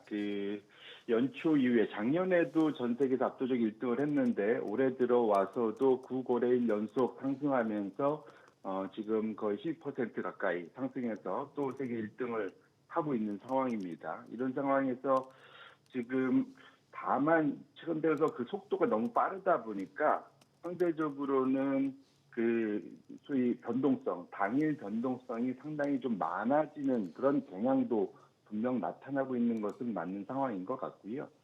또 여기에 상대적으로는 이제 원달러 환율이나 이런 것의 변동성도 좀 커지면서 좀 주식시장과 외환시장이 조금은 다른 방향으로 움직이는 이런 특이한 현상도 나타나고 있습니다. 어쨌거나 지금 미국의 변동성이 좀 커지면서 상당히 급하게 올라온 우리나라 시장도 상대적으로 그런 변동성이 커질 수 있는 국면을 서서히 좀 맞아야 하고 있다라는 측면에서 놓고 보면 우리 투자자분들이 그러니까 소위 낙관적으로 시장을 보실 때 그 속도 조절이 나타날 수 있다라는 것도 같이 열어두시면서 보실 필요가 있을 것 같습니다. 예. 자, 최근 연준 독립성 문제가 시장 변수로 다시 떠올랐지 않습니까? 파월 연준 의장에 대한 수사 압박, 또 이에 따른 증시 영향, 이거 어떻게 보고 계신가요? 예, 이 모든 게 결국은 트럼프 대통령이 중간 선거를 앞두고 또 한 번 노이즈를 좀 나타내는 거다 보셔야 될 것 같고요. 그 이유는 지금 트럼프 대통령이 일기 때 소위 백악관과 상하원 소위 의회를 다 장악하고 시작했다가 중간 선거에서 참패를 했던 그런 뼈아픈 그런 트라우마가 있기 때문에 그렇습니다. 이번에도 지금 그럴 가능성이 점차 높아지는 그런 상황이긴 한데요. 그러다 보니까 좀 무리수를 두는 경향이 있습니다. 다행스러운 거는 지금 적어도 월가에서는 연준 의장을 때리는 것 자체가 오히려 트럼프의 그러한 소위 좀 막무가내식 그러한 정책 자체가 브레이크가 걸릴 수 있는 소위 이제 그러한 완충 장치가 적어도 미국 시장에 있다라는 것을 보여주는 그런 상황인 건 맞지만 다만 현재 상황에서는 트럼프 대통령이 어쨌든 중간 선거를 위해서 각종 좀 반시장적인 정책을 내놓는 것 자체는 특히 미국 시장에는 별로 좋지 않은 영향을 주는 것은 분명할 것 같습니다. 그렇기 때문에 결국은 소위 중간 선거를 앞둔 시장 변동성 확대 이것 자체가 좀 당분간 나타날 가능성을 좀 열어두실 필요가 있겠다 이렇게 말씀드립니다. 예. 자, 그런데 밤사이 뉴욕 증시가 하락 마감해서 오늘 국내 증시 분위기가 어떨지 좀 궁금한데요. 오늘장 전망과 함께 전략도 좀 부탁드리겠습니다. 예, 이게 미국 시장은 확실히, 그러니까 우리나라 시장을 포함해서 사실 신흥국 시장은 작년부터 올해까지 본격적으로 소위 지난 14년간의 미국 나홀로 강세장을 마무리하고 새롭게 대안을 찾는 와중에서 떠오르는 소위 새로운 라이징 스타 이렇게 보실 수 있을 것 같아요. 다만 지금 우리 입장에서는 이익도 잘 늘고 있고 또 투자자들도 상당히 이제 외국인 투자자들이 한국에 주목을 하고 있는 상황, 서서히 그런 상황이기 때문에 그렇게 나쁜 분위기는 아닌데 다만 이제 미국의 분위기가 확실히 좀 변동성이 커지고 있고 어제 또 기술주 중심으로 하락폭이 컸는데 결국은 미국의 고평가 부담에 대한 그런 영향들이 본격적으로 나타난다 보셔야 될 것 같습니다. 이런 것들 자체가 가파르게 올라온 우리나라 상승 속도에 일정 부분 부담을 줄 수 있는 것을 투자자분들도 좀 감안하실 필요가 있을 것 같고요. 어쨌거나 지금 너무 좀 급하게 오른 감이 있기 때문에 이와 관련해서 뒤늦게 너무 이제 우리 투자자분들도 급한 마음에 뛰어드는 것 자체보다는 조금은 소위 편안하게 분할 매수하는 관점에서 시장에 임하는 것이 단기적인 변동성에 대응할 수 있는 한 방법이지 않을까 이렇게 말씀드립니다. 알겠습니다. 자, 지금까지 디멘션 투자자문 송재경 투자부문 대표였습니다. 말씀 고맙습니다.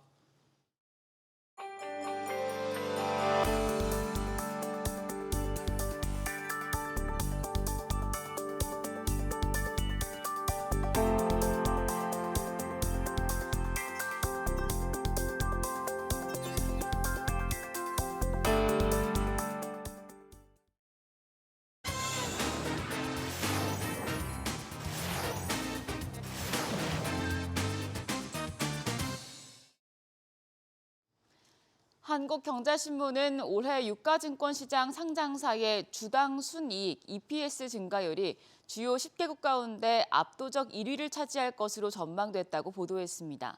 NH투자증권과 블룸버그에 따르면 유가증권 시장 상장사의 올해 EPS 추정치는 453원 50전으로 지난해보다 54.3% 급증할 것으로 전망됐습니다. EPS 추정치 증가율 2위인 대만 자취한지수 상장사의 2.2배, 미국과 인도, 베트남 EPS 증가율도 모두 압도할 것으로 예상됐습니다. 이는 반도체 투톱 덕분인데요. FN 가이드에 따르면 증권사 3곳 이상이 실적 추정치를 내놓은 252개 상장사의 올해 순이익 증가분인 108조 5,422억 원 중 70.8%를 삼성전자와 SK하이닉스가 차지할 것으로 보입니다. 매일경제신문은 달러원 환율이 다시 높아지자 수도권 부동산 시장처럼 외환 시장도 수요와 공급 간 균형이 붕괴됐다는 평가가 나온다고 보도했습니다. 어제 정규장 마감 시간 환율은 3원 80전 상승한 1,477원 50전을 기록했습니다. 외환 당국의 강력한 개입에도 원화값이 계속 추락하는 건 구조적인 달러 수급 불균형이 단기간에 해소되지 않을 것이란 시장 예상 때문입니다. 확장적인 재정과 통화정책 기조가 바뀌지 않을 것이란 기대감도 원화 약세를 유발하고 있습니다. 4월에는 외국인들이 투자한 국내 주식에서 배당금을 받아 달러로 환전한 후 본국으로 송금하는 수요가 집중되기 때문에 최대 고비가 될 것으로 예상됩니다. 한국경제신문은 공정거래위원회가 쿠팡을 공정거래법상 시장 지배적 사업자로 볼 수 있는지를 놓고 심의 절차에 들어갔다고 보도했습니다. 공정위는 조만간 전원회의를 열고 쿠팡이 온라인 쇼핑 시장 영향력을 바탕으로 쿠팡이츠와 온라인 동영상 서비스 쿠팡플레이를 무료로 제공하는 영업행위가 경쟁을 저해하는 지위 남용에 해당하는지를 심의합니다. 이르면 다음 달 결론이 날 것으로 예상됩니다. 자사 상품을 끼워 파는 행위가 시장 지배적 지위 남용 행위로 판명되면 공정위는 관련 매출의 최대 6%까지 과징금을 부과할 수 있습니다. 쿠팡 멤버십에는 서비스 분리나 요금 체계 조정 등을 명령하는 조치를 병행할 것으로 관측됩니다. 매일경제신문은 금융감독원이 이번 달 내에 국내 8대 금융지주사 전체를 대상으로 지배구조 관련 특별 점검에 착수한다고 보도했습니다. 이재명 대통령이 최근 지주사 지배구조를 가리켜 부패한 이너서클이라고 직격한 후 금감원이 본격적으로 금융지주 지배구조 손보기에 착수한 것이란 해석이 나옵니다. 금감원이 구체적인 사례까지 일일이 적시하며 대대적인 특별 점검을 예고하자 금융권 안팎에서도 긴장감이 고조되고 있습니다. 금융권에선 당국의 주관적인 잣대가 금융사의 경영 자율성을 침해할 수 있다는 우려도 나옵니다. 동아일보는 지난해 서울 강남구 재건축 아파트 3.3제곱미터당 평균 매매 가격이 1억 원을 넘어섰다고 보도했습니다. 부동산 알릴114에 따르면 지난해 강남구 재건축 아파트 3.3제곱미터당 평균 매매 가격은 1억 784만 원으로 2024년보다 약 23.4% 올랐고 10년 전인 2015년과 비교하면 약 3배 수준입니다. 강남구 내에서도 한강과 가까운 압구정동이 지난해 대비해서 19.3%, 학원가가 밀집해 있는 개포와 대치동 재건축 아파트가 각각 15.8%, 17.9% 올라 가격 상승폭이 컸습니다. 마지막으로 경향신문은 경제활동에 참여하지 않고 그냥 쉬었다고 답한 30대 인구가 최대치를 기록했다고 보도했습니다. 2025년 12월 및 연간 고용 동향을 보면 지난해 비경제활동 인구 중 쉬었음 인구는 255만 5천 명으로 전년보다 8만 8천 명 늘었습니다. 특히 구직 의사 없이 그냥 쉰 30대가 30만 9천 명으로 역대 가장 많았습니다. 청년층 고용률은 전년 대비 1.1%포인트 하락한 45%에 머물렀고 청년 실업률은 1년 전보다 0.2%포인트 오른 6.1%였습니다. 연간 취업자 수도 2년 연속 10만 명대 증가에 그쳤습니다. 노동시장 활력이 급격하게 떨어지고 있다는 우려가 커지고 있습니다. 지금까지 조간브리핑이었습니다.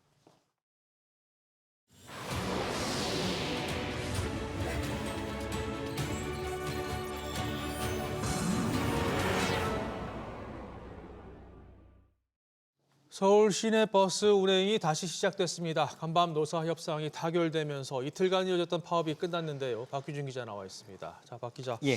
그동안 시민 불편이 컸는데 드디어 정상화됐군요. 그렇습니다. 오늘 새벽 4시 첫 차부터 이제 서울 시내버스가 정상적으로 운행이 된 건데요. 서울 시내버스 노사가 어젯밤에 임금과 단체 협상을 극적으로 타결했기 때문입니다. 노사는 어제 오후 3시부터 서울지방노동위원회 주재로 협상에 들어갔고요. 9시간가량 마라톤 회의를 한 끝에 막판 합의에 성공한 건데요. 합의된 노사 임단협 내용을 좀 보면요. 대체로 노조의 요구가 수용이 됐습니다. 2025년도 임금 인상률은 노조가 요구한 수준보다 조금 낮은 2.9%에 합의를 했고요. 정년 연장에도 노조가 요구한 사항이 반영이 돼서 정년을 현 63세에서 올해 7월에 64세, 내년 7월에 65세로 더 올리기로 한 상황입니다. 다만 여전히 불신은 남아 있습니다. 노사 대립의 핵심이었던 통상임금 판결을 임금 인상에 어떻게 반영할지 문제가 이번 합의 내용에 빠졌기 때문인데요. 이를 노사가 앞으로 어떻게 풀어갈지도 관건이 될 걸로 전망됩니다. 네. 자, 다른 소식도 좀 보죠. 오늘 한국은행이 올해 첫 금통위를 열어서 이제 기준금리를 결정을 하는데 안 움직일 거란 관측이 많습니다. 네, 금리가 유지될 거란 전망이 우세한데요. 한국은행이 오전 9시에 이 금융통화위원회 회의를 여는데 현 기준금리 2.5%를 그대로 유지할 것이라는 전망이 우세한 상황입니다. 실제 금투협이 이달 초에 채권 전문가 100명을 대상으로 설문조사를 한 결과도 96%가 금리 유지를 전망을 했는데요. 아무래도 금리를 내리게 되면 최근에 달러원 환율이 고공행진하고 있는 문제 그리고 수도권 집값이 불안한 문제가 더 부추겨질 수 있기 때문입니다. 이번에도 금리가 동결이 되면 지난해 5월 금리 인하를 마지막으로 지난해 7월부터 5차례 연속으로 기준금리가 묶이게 되는데요.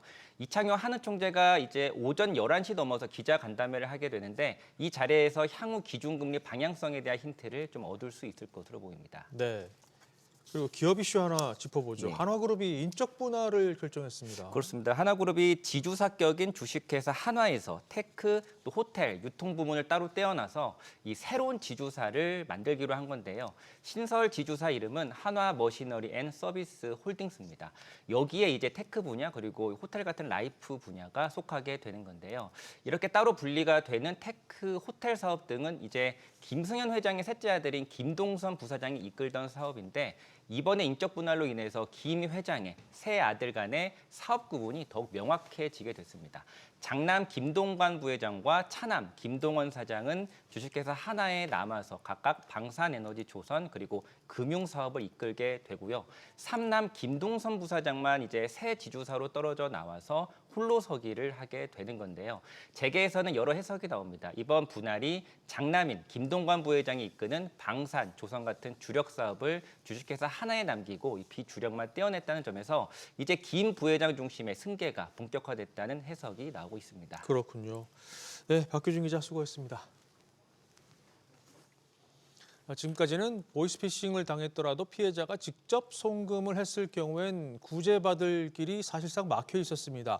피해자가 온전히 감당해야 하는 이 같은 상황을 바꾸기 위해서 일부 배상 제도 도입이 추진되고 있는데요. 이에 앞서서 법원에서도 과거와 달라진 판결이 나왔습니다. 오수연 기자가 취재했습니다. 68살 김모 씨는 금융감독원 직원과 검찰을 사칭한 보이스피싱 일당에 속아 16억 원의 예금을 해지해 4일간 총 15억 6,700만 원을 직접 범죄에 이용된 계좌로 송금했습니다.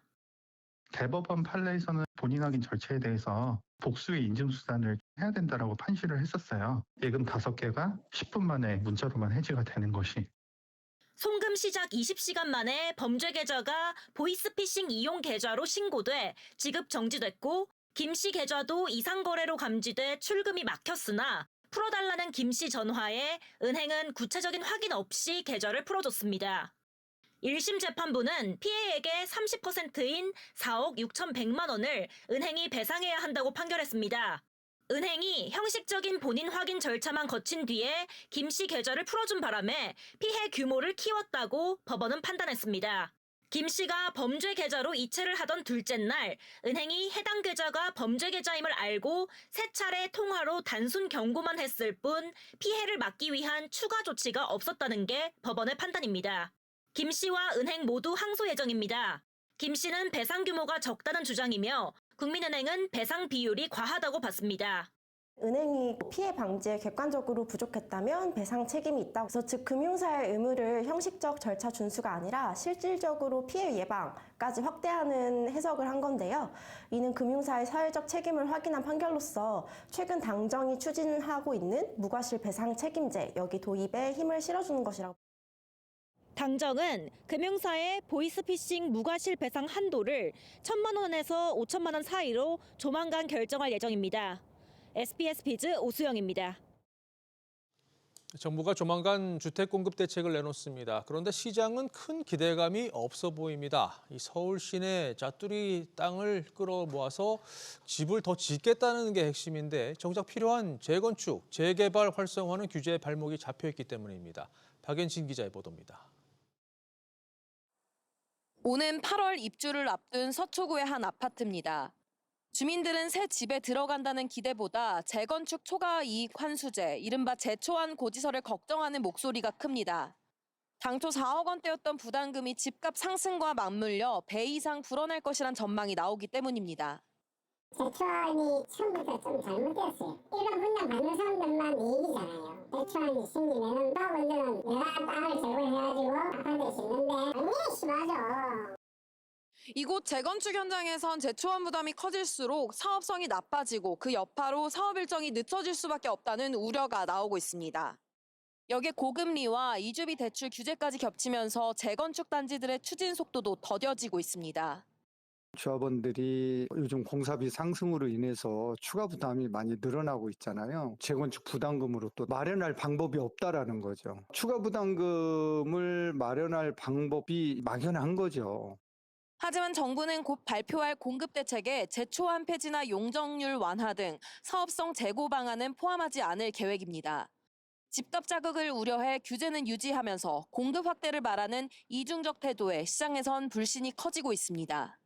꼭 필요한 곳에 공급을 확대해야 된다는 취지에서 보면 도심 공급의 절대적으로 80% 이상을 차지하는 게 재건축 재개발이에요. 도심, 서울시 가격 안정을 이룩할 수 있다라는 측면에서 투기는 막되 공급의 길은 열어주는 보다 정교한 정책 조율이 필요하다는 지적입니다. SBS 비즈 박연신입니다. 오는 6월부터는 일정 수준 이상의 소득이 있어도 연금 전액을 받을 수 있는 길이 열립니다. 최근 정부가 발표한 올해 경제성장 전략에 따르면 국민연금 재직자 감액 제도가 단계적으로 폐지됩니다. 이에 따라 그동안 연금이 삭감됐던 월 소득 309만 원에서 509만 원 사이 국민연금 수급자들은 연금이 깎이지 않을 전망입니다. 오늘은 전국이 대체로 흐린 가운데 중부지방을 중심으로 오전까지 비나 눈이 내리는 곳이 있겠습니다. 아침 최저 기온은 영하 3도에서 영상 10도, 낮 최고 기온은 5도에서 17도까지 올라 평년보다 조금 높겠습니다. 날씨는 포근하겠지만 미세먼지 농도는 나쁨 수준을 보이겠습니다.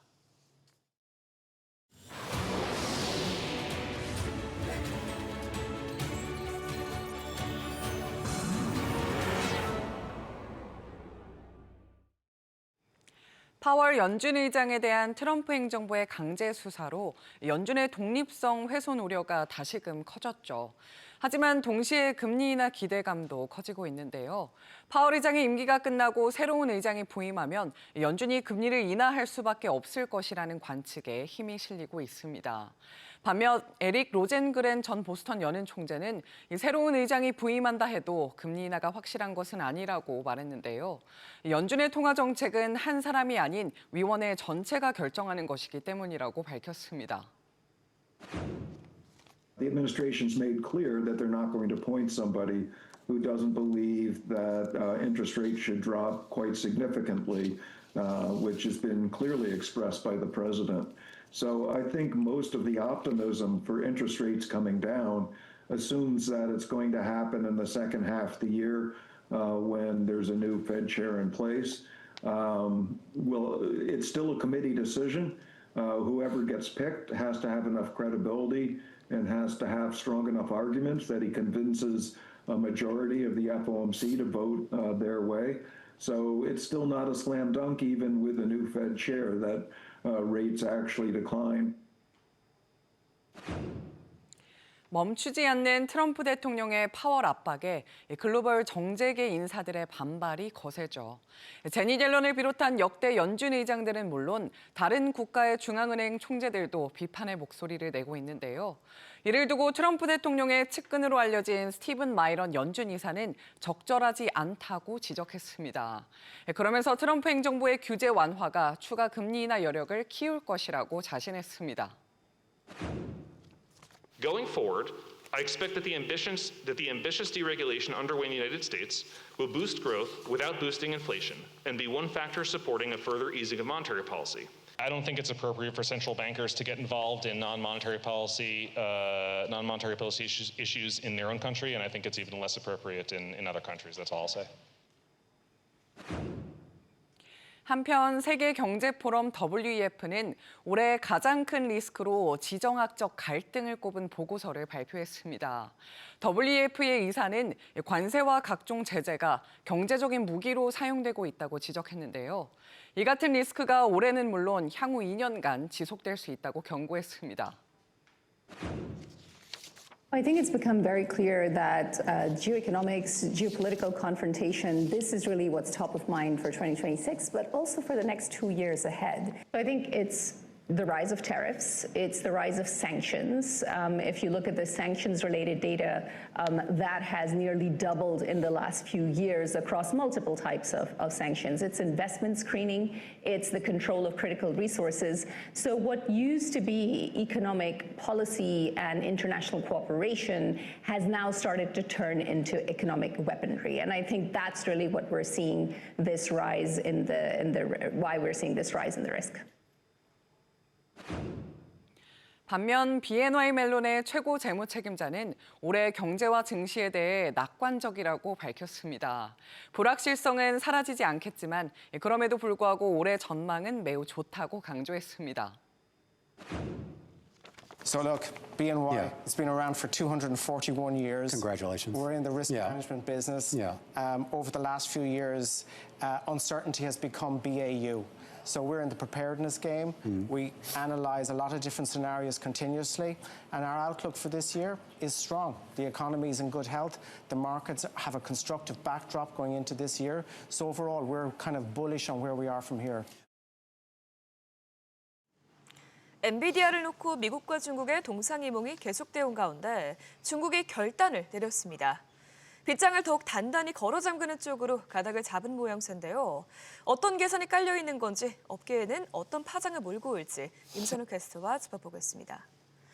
간밤 미국과 중국 양측에서 이 H200 칩을 두고 전혀 다른 얘기가 나왔습니다. 네, 그렇습니다. 미국은 판다, 중국은 안 산다, 180도 다른 소식이 함께 나왔습니다. 미국 정부는 까다로운 조건들을 내걸긴 했지만 공식적으로 엔비디아 H200 칩 수출을 허용한 반면에 중국은 빗장을 더욱 굳세게 걸어잠그고 났습니다. 최근 세관 당국이 반입을 허용하지 말라 통관 금지 지시를 내린 것으로 알려졌고요.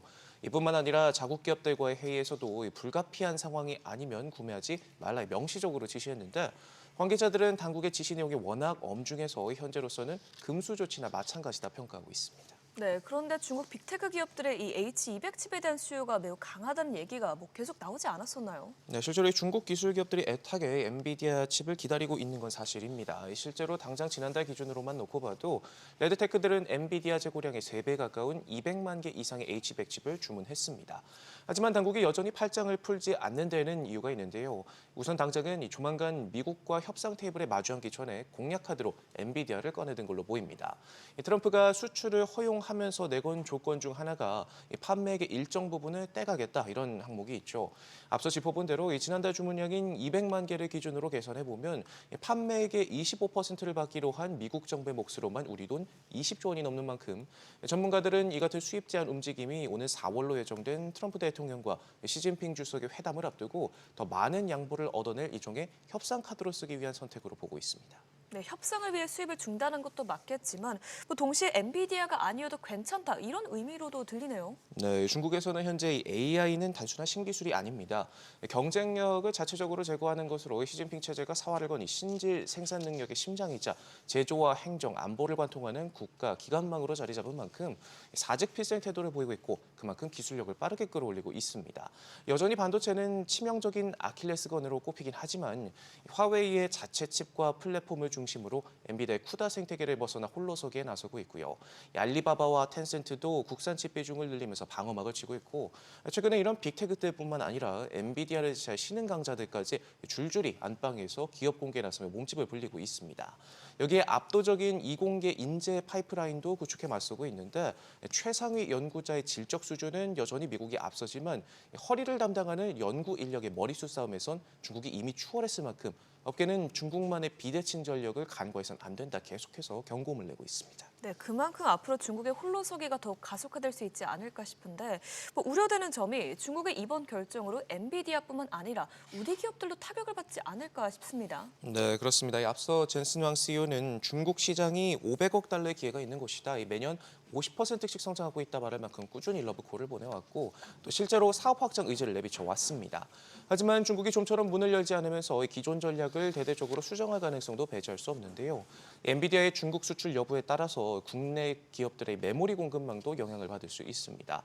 HBM 삼성전자와 SK하이닉스가 공급하는 5세대 HBM이 대당 6개씩 들어갈 만큼 메모리 먹는 하마, 알짜 시장으로 꼽혀온 터라 중국 정부의 수출 통제가 길어지게 되면 중장기적으로 HBM 판매 루트가 예상보다 제한적일 수밖에 없기 때문에 미국과 중국의 동상이몽이 어디까지 또 어디로 가게 될지 예의주시해봐야겠습니다. 네, 그렇군요. 오늘 내용 잘 들었습니다.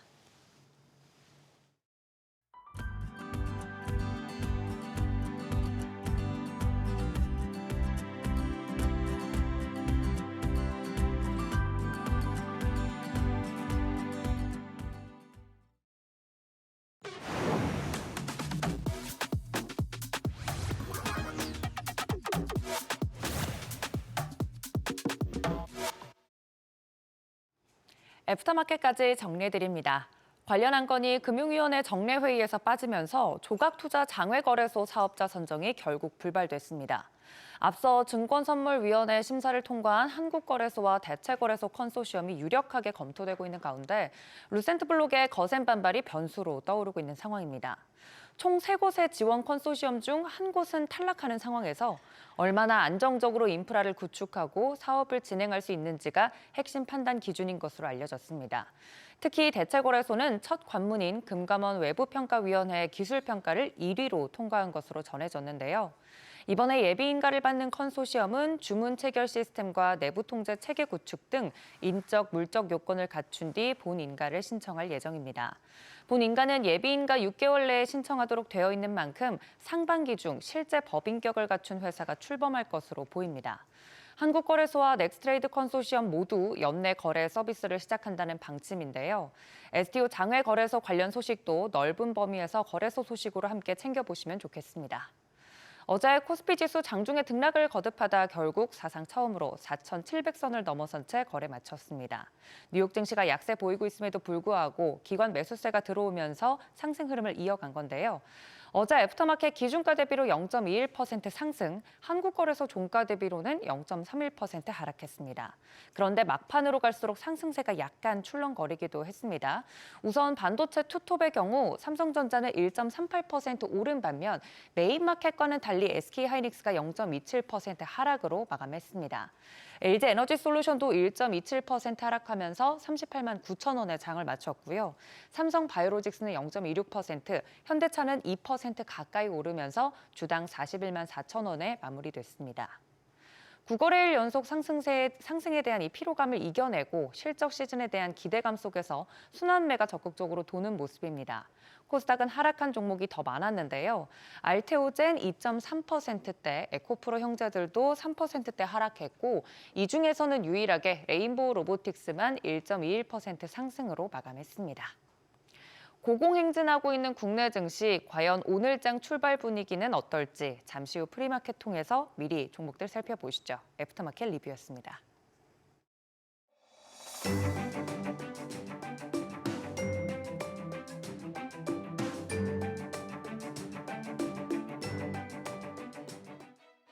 안녕하세요. K웨더 라이프스타일 예보 신지수입니다.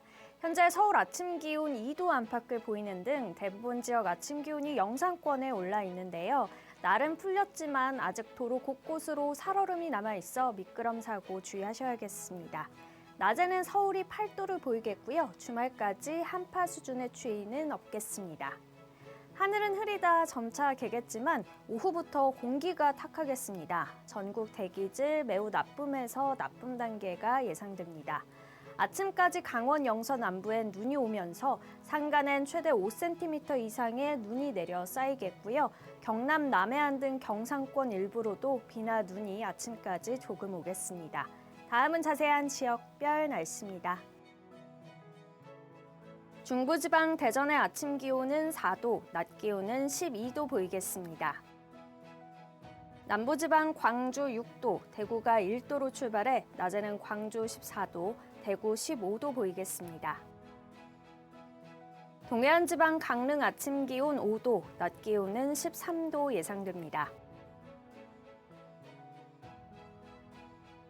전해상의 물결은 최고 3.5에서 4m로 높게 일겠습니다. 다음 주 초반엔 서울이 영하 11도까지 떨어지며 한파가 다시 찾아올 전망입니다. 날씨였습니다. 오늘 모닝벨이 준비한 소식은 여기까지입니다. 네, 세상의 모든 경제는 SBS 비지로 모입니다. 저희는 내일 아침 6시에 다시 뵙겠습니다. 고맙습니다.